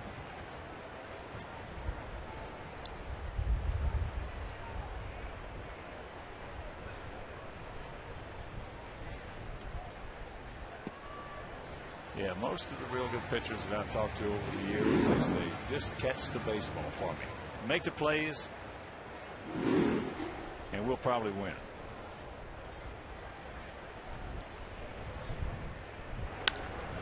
That ball hit in the left field. Kugel going back. Reaches up, hauls it in. And that'll retire the side. We'll go to the 7th still. A 1-0 Sox lead.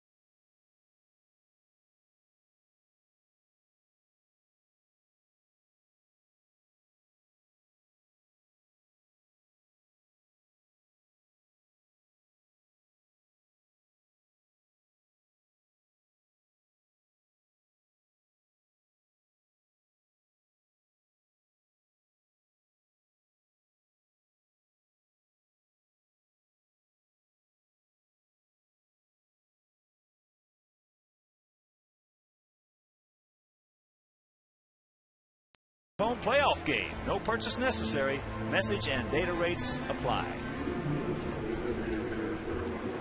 The awesomely exciting Chicago Blackhawks. Go get them, boys. They're playing great hockey. It's fun, though. I mean, it's fun to watch. Tomey checks it up, takes ball 1. Jim has struck out and hit a soft line drive to Alexei as the Sox have the shift on.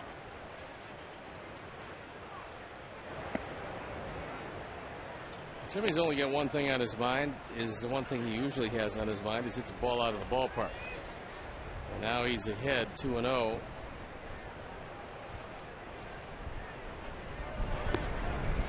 Good straight change. Jimmy looking fastball all the way, didn't get it, and was well out in front of it.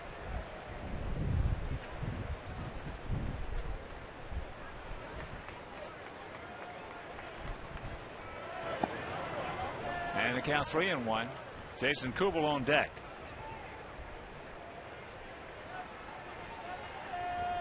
Well, he got it on 2-0. Let's see what he gets on 3-1. Yes. And a full count.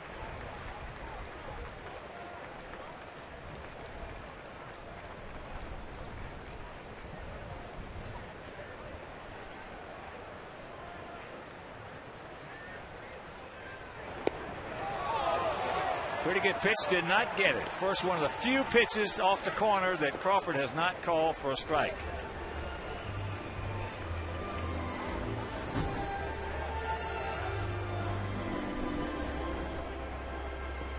That ball was tailing away. It was off the plate. And Alexei Casilla now pinch running for Jim Thome. Well, earlier in the game, that was a strike, though. So here's Kubel. He has walked and hit a little double into left center field. Long set. And that's a strike on the inside corner.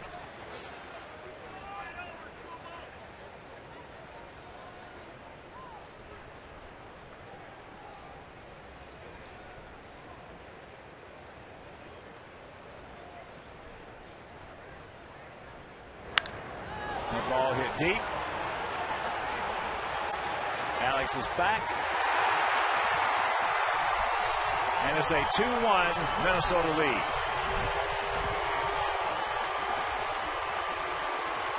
Well, 26 of the 28 Kubel home runs last year came off right-hand pitchers. And there is number 1 this year off a right-hander. He's driven in his second and third run.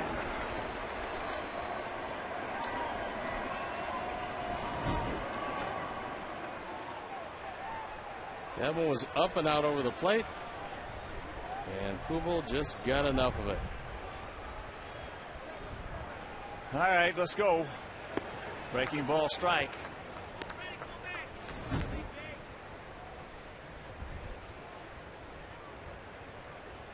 Hardy's 0 for 2. He's lined to short and he's grounded to short.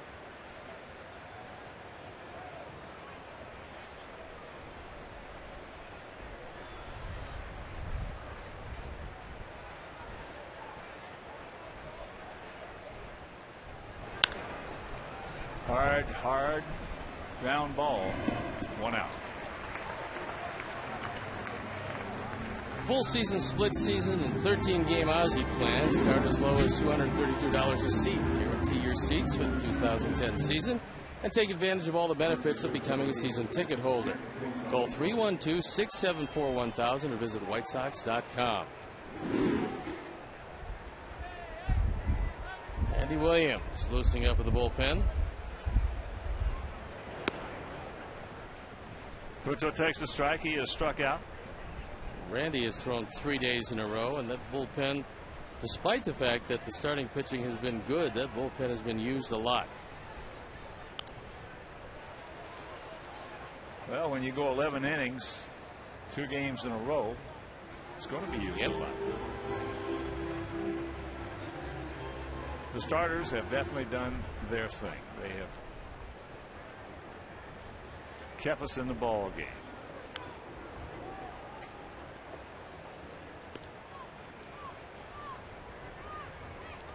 And in every game we played this year, we have had the lead. Well, it's still a long way to go in this one. Oh, yeah.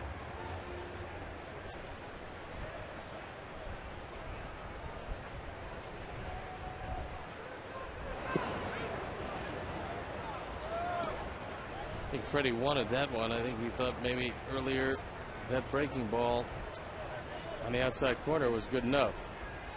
Time just a little wide. AJ wants it out there, and that one did float wide. That's popped up. Alexei makes the call, has the ball for out number 2.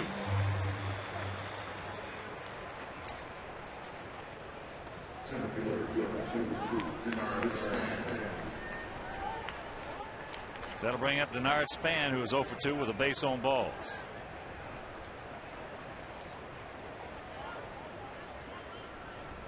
I'd like to see TN move in a little bit more at third base.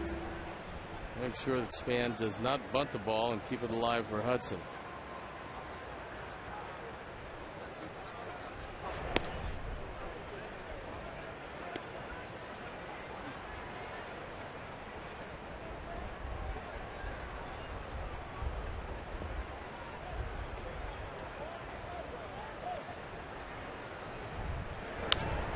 And that's popped up.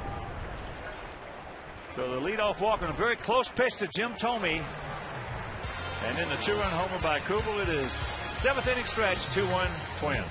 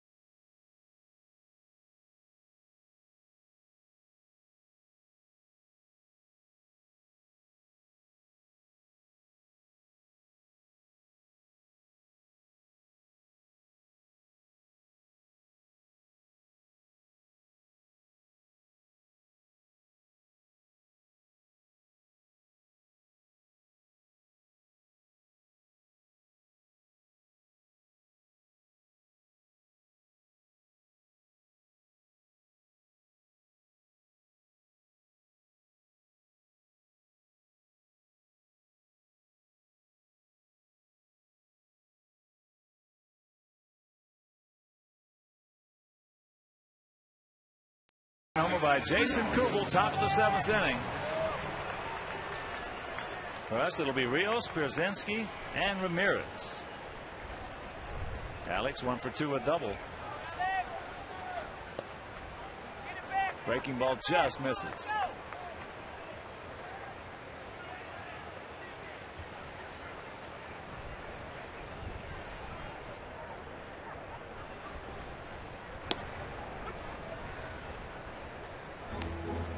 That strike evens the count at 1. 2 runs, 3 hits, no errors for Minnesota. A run on 5 hits, no errors for our Sox.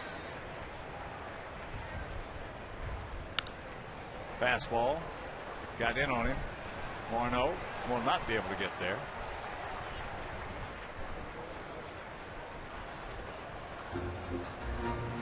Well, the secret to winning at the major league level boils down to one thing: winning close ball games.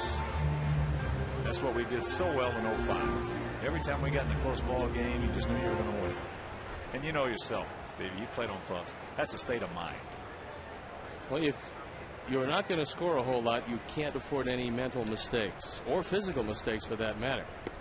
Now, this has been an errorless game. Both teams have played well defensively. One mental mistake on the part of Rios, leading off with a double, then getting doubled up. But other than that, not much offense again today, on either side for that matter. Oh, Freddie threw great. Pitched him a heck of a ball game. He threw great today. Normally he would not have been out there for the 7th inning, but for a very much extended bullpen.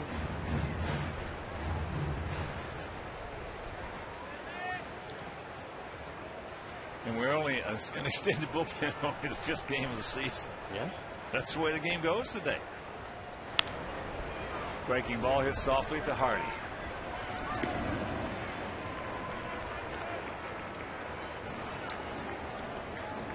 Freddie has to be happy with that performance. Looks to be it for him. 7 innings, a couple of hits. 3 hits, 2 runs, 5 walks, 1 of them intentional, and 4 strikeouts. It's a very tough offensive team, and to hold them to 2 runs on a warm day at U.S. Cellular Field is quite a job.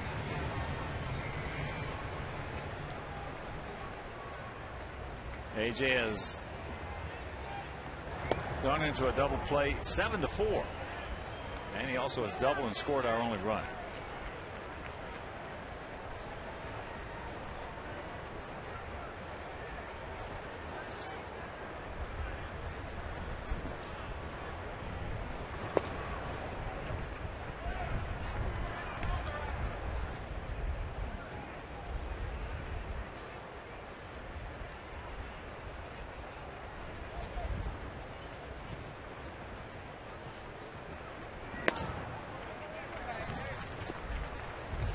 Two balls and a strike.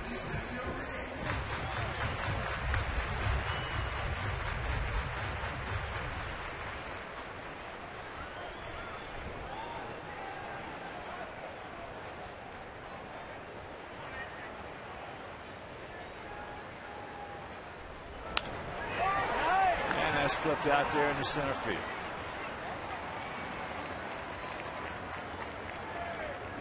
Enjoy a day at U.S. Cellular Field with family and friends. Individual tickets for the Chicago White Sox 2010 season are now on sale.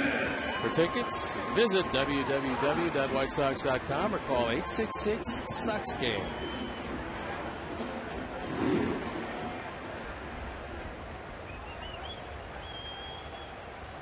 Here's Alexei. He's due. He's 0 for 2. Takes a strike. 0 for 2, but he had a very good at bat in the 5th inning. With AJ at second base, nobody out. Shortened his stroke and punched one to second to move him along to third. Yeah, that was a different swing. As well it should have been. That was just a very controlled, little short, and a very productive at bat.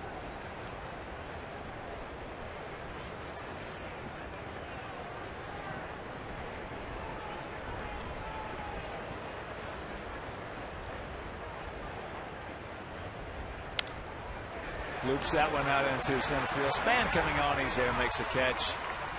And that's a 1-2-3 inning. He has retired the last 8 he has seen. Scott Baker has.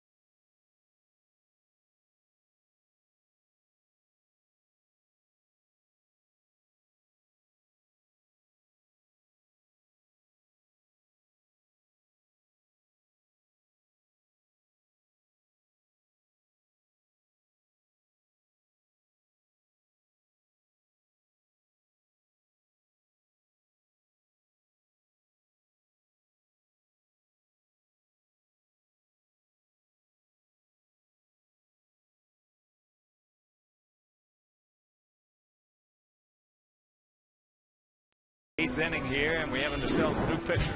Randy Williams comes into the game for the 4th time. ERA 3.86. Like so many in the pen, he has been a very busy man.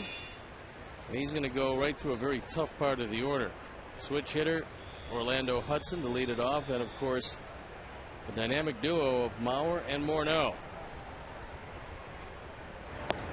First pitch strike to Hudson. 0 for 2 with a sacrifice bunt.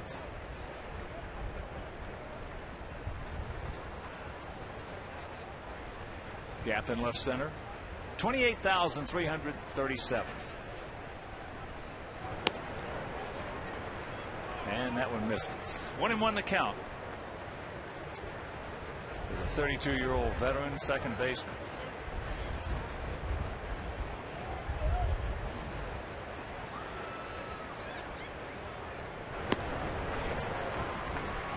One and two. Although it's not Williams' strength, Orlando Hudson cannot catch up to the face-high fastball as Scott Linebrink throws in the pen.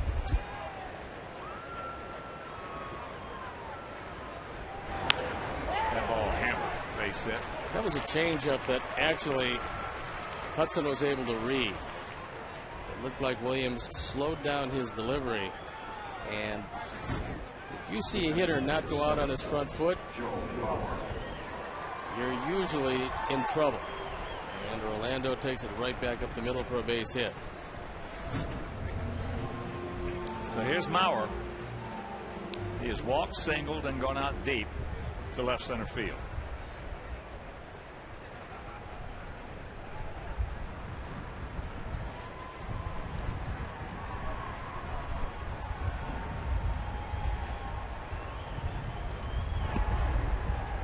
Takes ball one.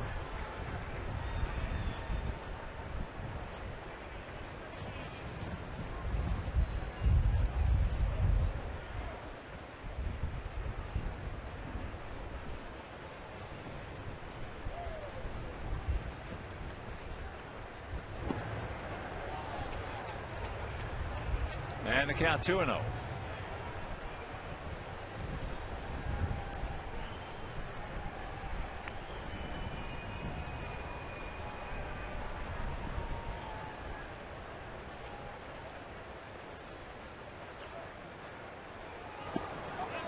Big hack, went right through it.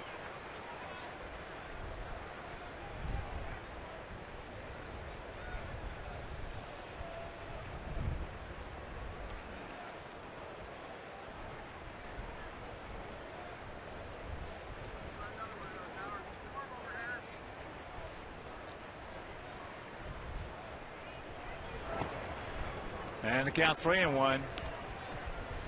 Even though he's the best hitter in his league, you still gotta. This is what it's all about. This is big leagues. It's a good time for a good move to first base, although Hudson is not known as a speed burner.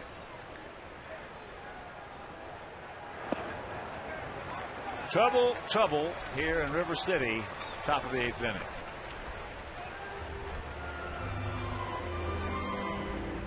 Join the Chicago White Sox for our 2010 Grinders Weekend road trips to Nationals Park in Washington, D.C., June 18th through the 20th.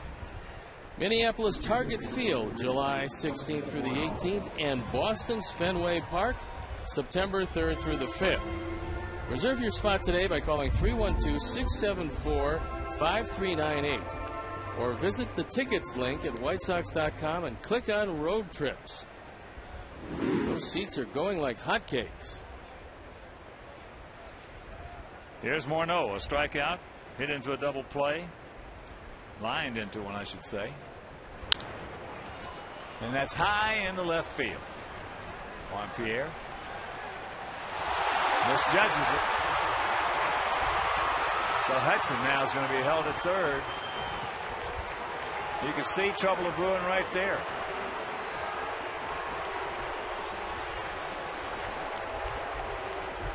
Edwin just grabbed that ball, and Juan thought that ball was moving away from him. It actually went back in the other direction.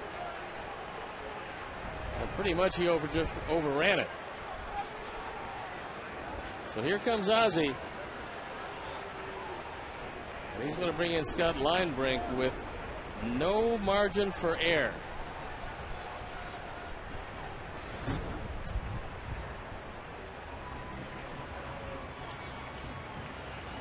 All right, a base hit, a walk, and then a misjudged fly ball, and we'll be back.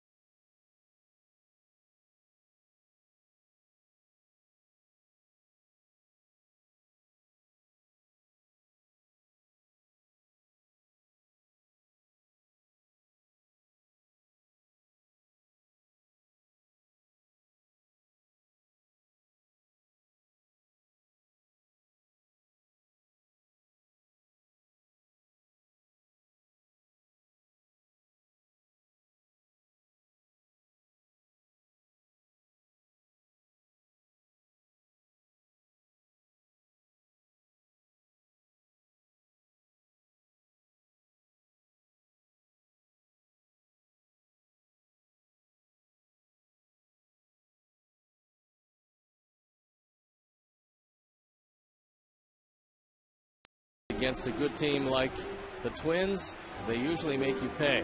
So now it's up to Scott Linebrink with the bases loaded and nobody out to try to get out of the jam. And there you look at Linebrink, who made his season debut in last night's game, pitched the third of an inning, gave up a run on a couple of walks and a strikeout.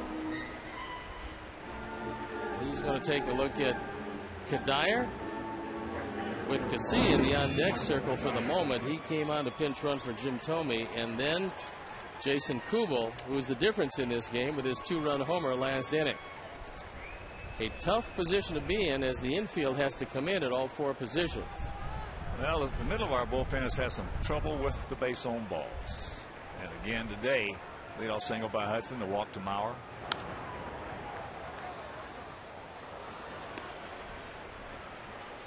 Kadire's 0 for 3. 2 flyouts to center and a strikeout. 0-1 to count. 31-year-old outfielder.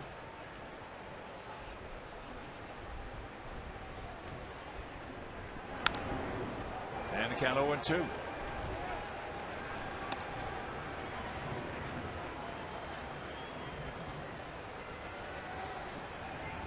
Two 5-0 for them, 1 5-0 for us here in the top of the 8th inning. But we are in deep doo-doo.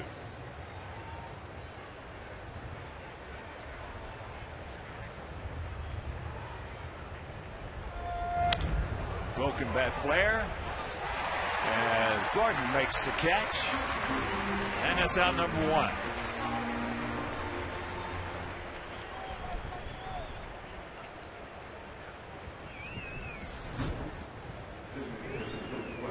Scott gets inside and shatters the bat of Kadire.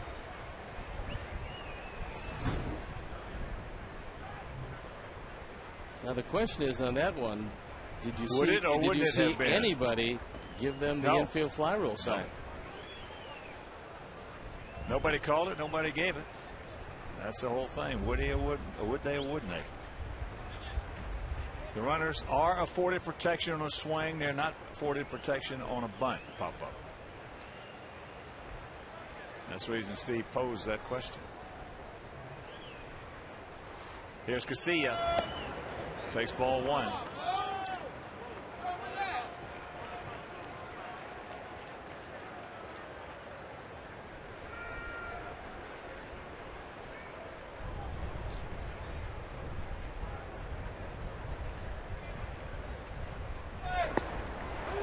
Upstairs, goes through it, 1-1. On that particular play, what caused Gordon to definitely make the play he made was the hustle of Kadire. You don't really know what's going to happen with a lot of spin on a broken bat, which way that one's going to go. Nice pick by AJ.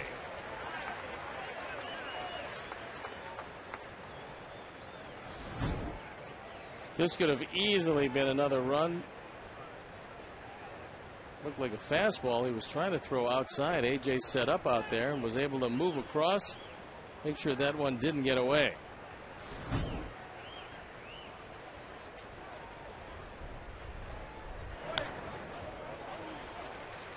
Fouls that one back, so the count 2-2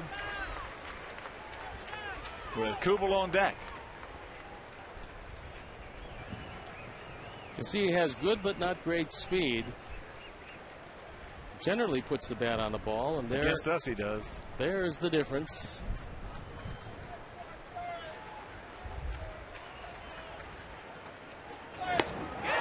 Upstairs, he gone. 2 down.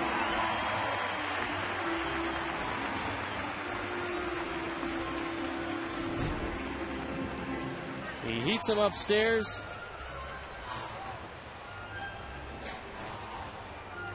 And throws it right by him. A late swing by Casilla. Very late.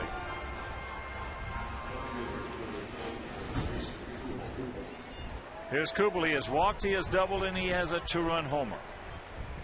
That coming last inning. Leadoff walk to Thome on a very close pitch. Well, he came right at Kadire and got him. And for the most part went right after Casilla got him. No sense in falling behind 2-0 on this guy.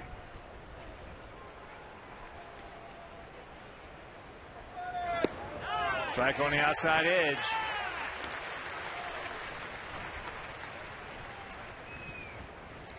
Pretty impressive with the bases loaded for Jason Kubel.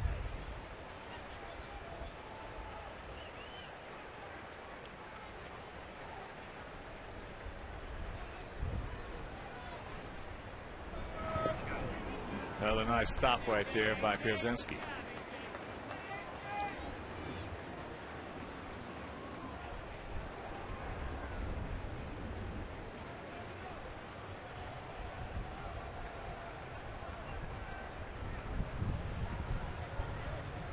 Big pitch right here.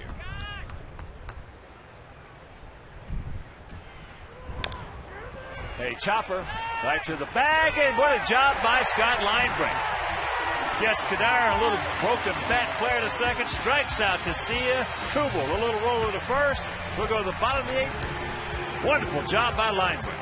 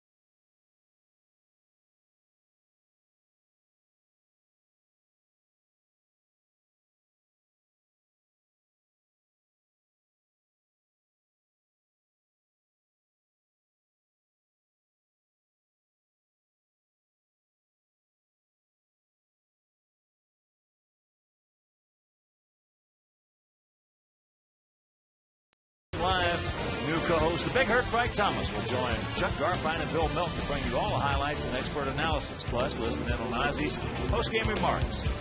Don't miss USA and the White Sox post-game live immediately following the game right here on Comcast Sportsnet, fans' best friend. And Baker is done. So Ron Gardner turns it over to Jose Majerus, who's had a very tough early going. He comes on for the third time, trying to protect a one-run lead. Baker went 7, gave up a run on 5 hits. He walked only 1, fanned 3 in a fine performance.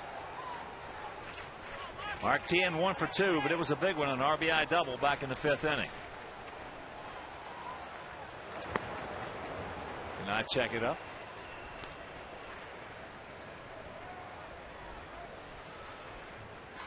Right-hander also throwing in the pen, so you figure Majerus is going to be there for Tien and Pierre. And then the 3 right-handers, Beckham, Quinton, and Konerko, and it's Jesse Crane.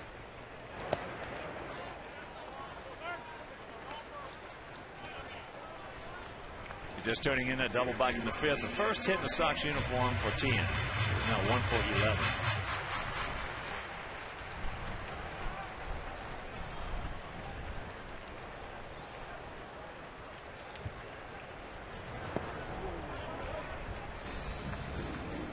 Fakes a bunt, and that would have fooled Punto, who was fairly deep at third base.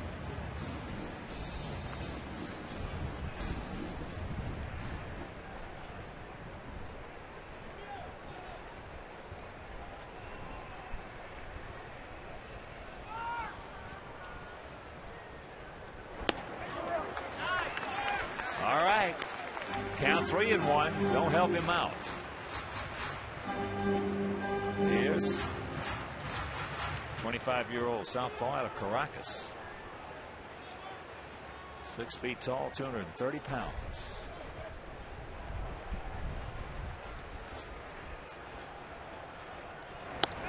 And that's the dreaded leadoff walk.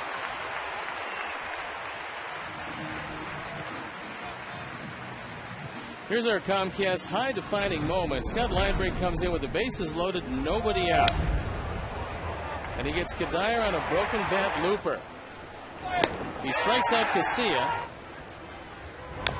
And then a little tapper to the right side off the bat of Kubel. And Linebrink and the Sox are out of the inning. And what a job by Scott Linebrink. And now you've got a bunt situation for Juan Pierre. Boy, you'd sure like to think if that couldn't get him over the hump, what will? That was just a great inning of pitching with no margin for error. Here's Pierre. He's 1 for 3. Punto in on the grass at third. Outfield. Spread out. Swung around to the left. Just as soon make Morneau field this one.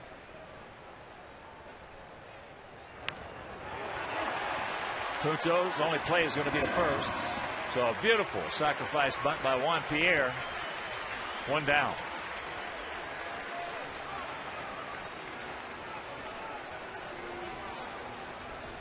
And I would think that is going to be it for Majerus.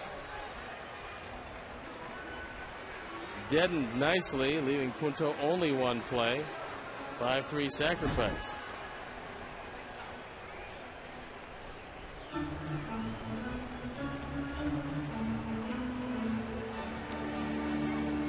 All right. Majerus departs, and we'll be back.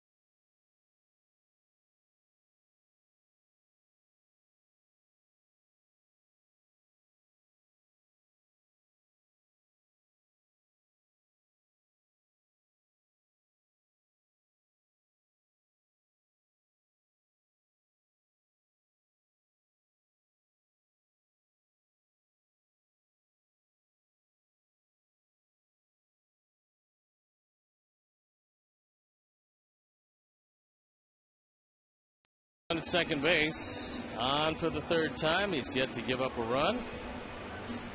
No walks, 4 strikeouts.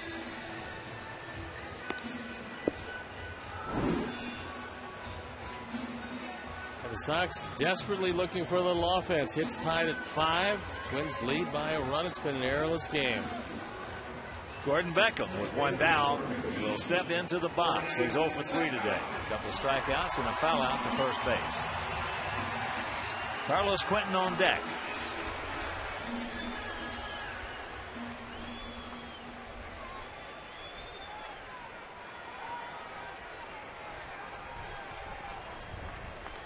Outfield straight up.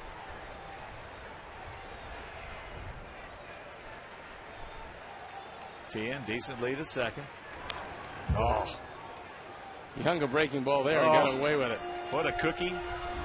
And got away with it is right. Well, this one, although it was on the outer third, was belt high. No, that was made, sweet meat right there. To be driven to right center field.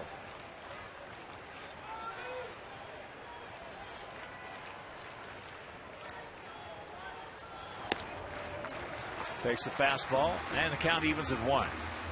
Just before the pitch, and some hitters will take a look at this, but Denard Span in center field took about 4 steps to his left into right center.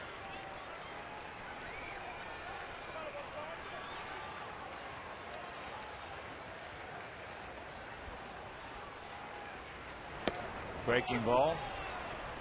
Didn't hang that one, and the count 1-2. Well, that was Crane's good curveball.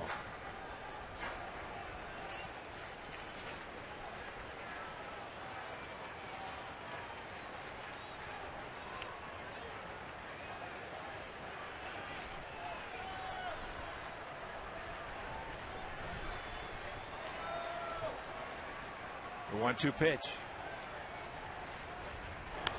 Fouls that right back underneath Stone Point. He tried to heat him up, but I would be very surprised if he didn't go back to that curveball. That's what initially sent Span over toward right center, leaving that tremendous gap in left center.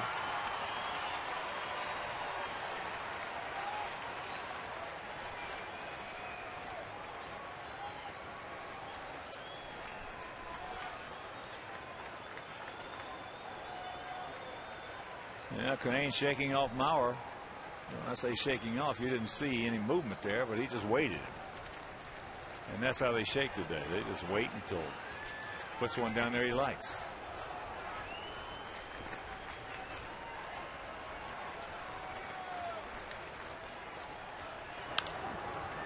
Pops him up on the fastball.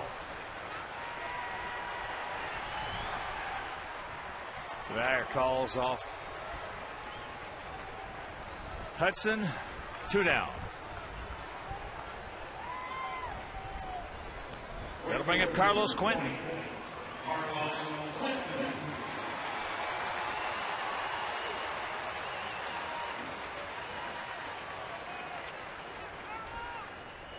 Carlos having a conversation with Jerry Crawford. Quentin's 0 for 2 today. A walk, a pop up to first, and a fly out to center. Bobby Jenks loosening in the pen.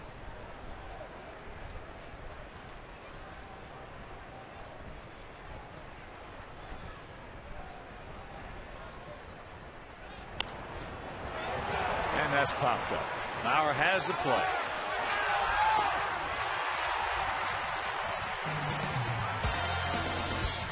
All right, we'll go to the 9th inning. We need 1 to tie.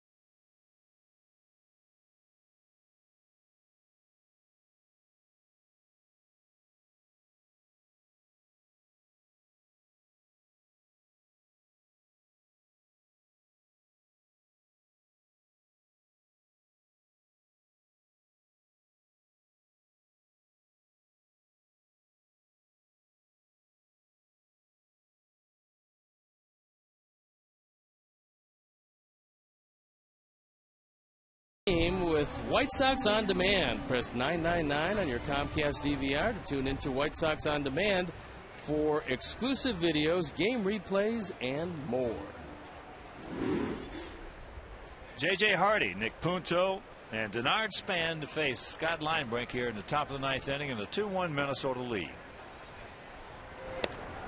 First pitch strike to Hardy, who all 3 times has gone out to Alexei Ramirez. 1 line drive and 2 ground balls.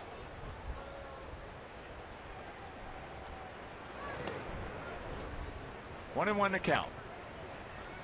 And a reminder, the finale of this homestand and this series tomorrow. Mark Burley against Nick Blackburn.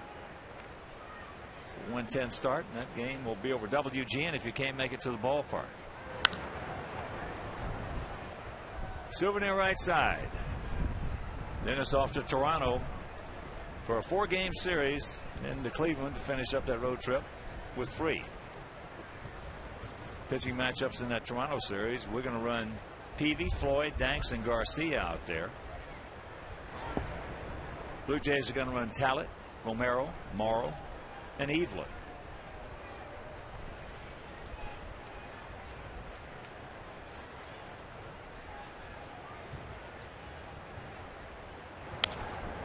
And Alexei's going to get him again. Nope. Now Juan Pierre will call him off. 1 out. 4-man face, 4-man retired by Scott Linebrink.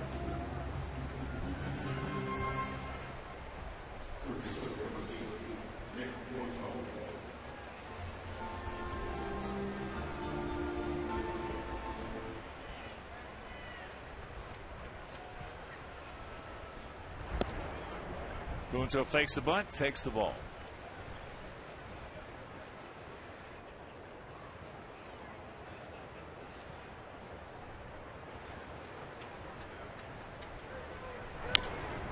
Chopper right down to Tia. And quickly 2 gone.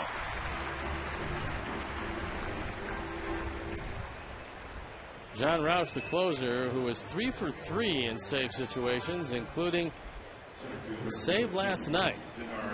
Loosening in the pen. Pressed into service when these Twins lost their great closer, Joe Nathan, for the entire season. Span is 0 for 3 with a base on balls.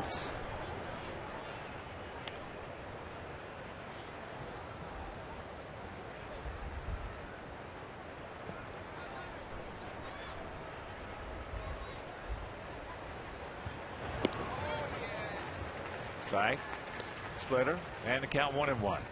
Rios, you gonna hit the ball in the 9th?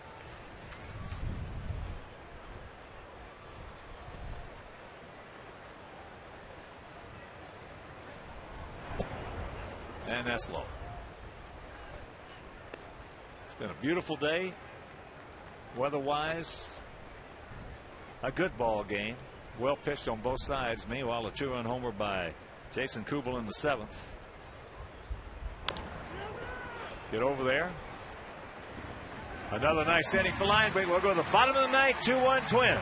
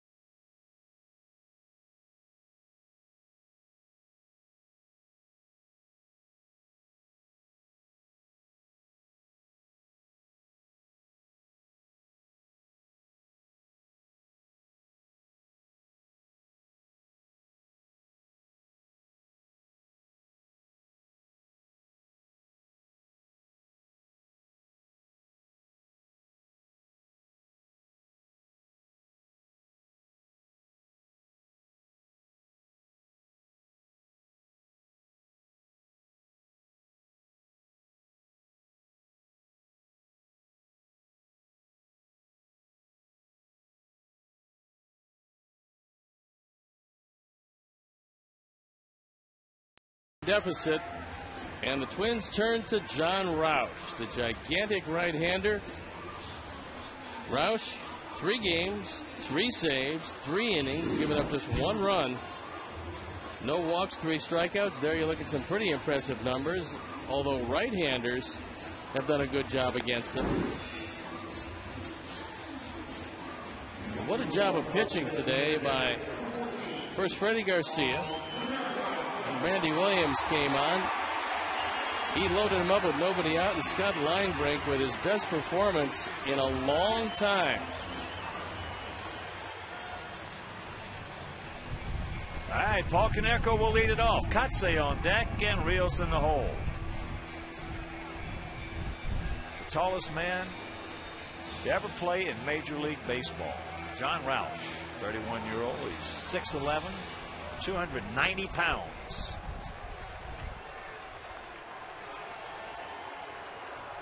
Paulie is 1 for 3.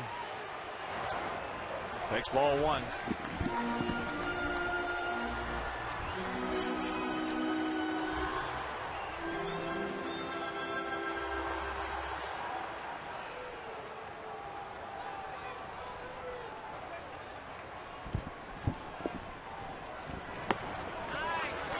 And the count 2-0.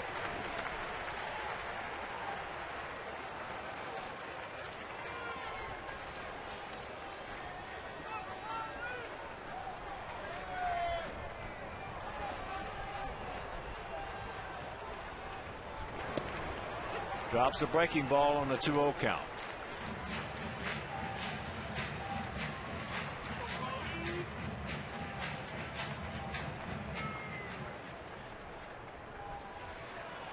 Roush, originally a member of the White Sox. The ball's hammered but foul. First year with us was '99 when he was at Bristol and Winston-Salem. He joined us in 2002, where he was 2-1 with a 6.59 ERA. He had some more action in 04. And he went to Montreal, Washington, Arizona, and now Minnesota.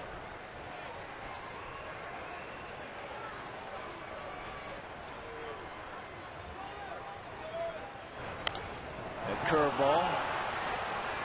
The pace got Paulie, got him out in front, and that's a big out. 1 down. This wasn't a great curveball, but he took enough off of it so that he could hang it and still get away with it. That ball out on the front foot.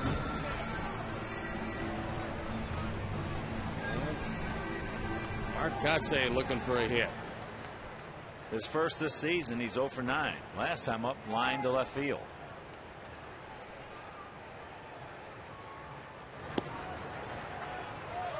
Takes fastball strike. Roush don't want to throw anywhere for 88-92. Not overpowering.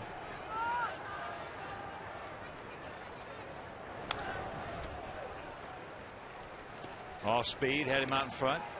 And the count very quickly, 2 strikes. He's just coming right at him. Picked up 2 saves in that series out of the Big A in Anaheim. Picked up a save last night.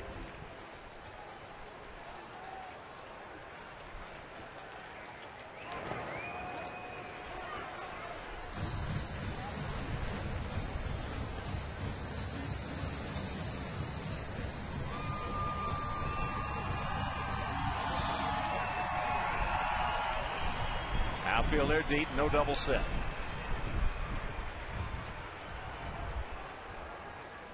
Big man unfurls, and there's a base hit back to the middle.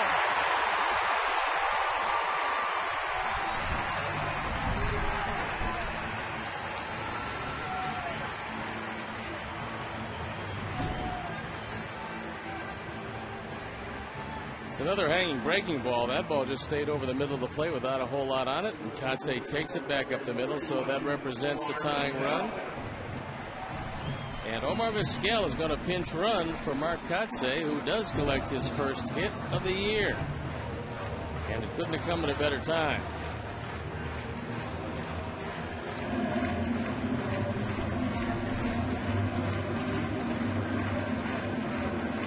Roush having problems with right-handers, and Alex swinging the bat as well as he has swung it. This should be a good matchup. Alex is 1 for 3. That double leading off the second inning. Decent lead by Vizquel. And a good take by Alex. Pierzynski on deck.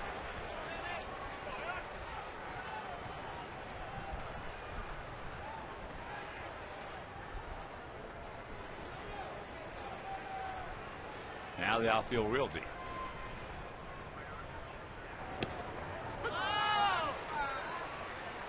I guess it was on the outside edge of the outside corner. 1-1 to count.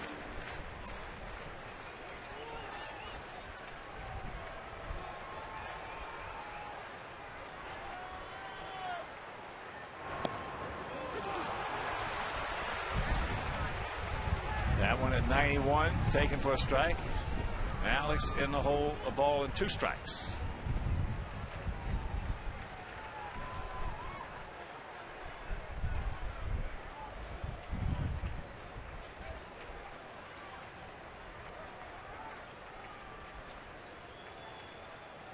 They're going to try to bust him up. The ball hit high and deep. Stretch! Stretch!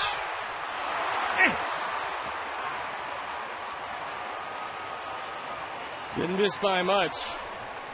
Right in front of the Walgreens sign. The wind was trying to take it out, but Alex just barely got under it. Rios got a high fastball. Probably missed this one just by a hair. 30th of a second.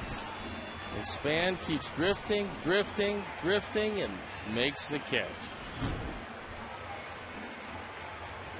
Wind blowing toward left center. Been blowing around 15 miles an hour all game. So here's AJ with 2 down. AJ's 1 for 3, a double and a run scored. That fastball at 90.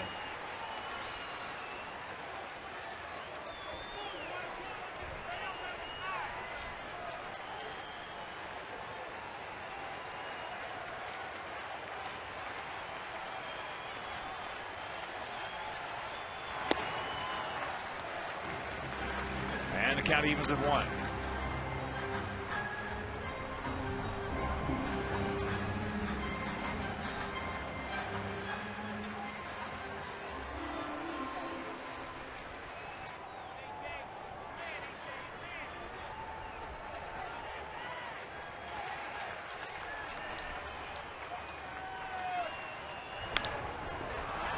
Right back up the middle to the bag, and this ball game is over. So the Sox once again have outstanding starting pitching, and today outstanding relief pitching. We don't score but 1 run, and they win it 2-1. And our GMC player of the game is Freddie Garcia, who, because of the bullpen situation, was extended into the 7th inning. He gave up a 2-run homer, but he was brilliant. 3 hits in 7 innings, the 2 runs. And unfortunately, it was 1 too many, so another squandered. Excellent pitching performance by the staff. All right, for my partner, the Stone Pony, Steve Stone, our Hall of Fame director, Jim Angiu, our producer today, John Walker, our associate producer, Cat Lysing, our technical manager, Mark Harper, the executive producer, Jim Corno Jr., also for the mayor.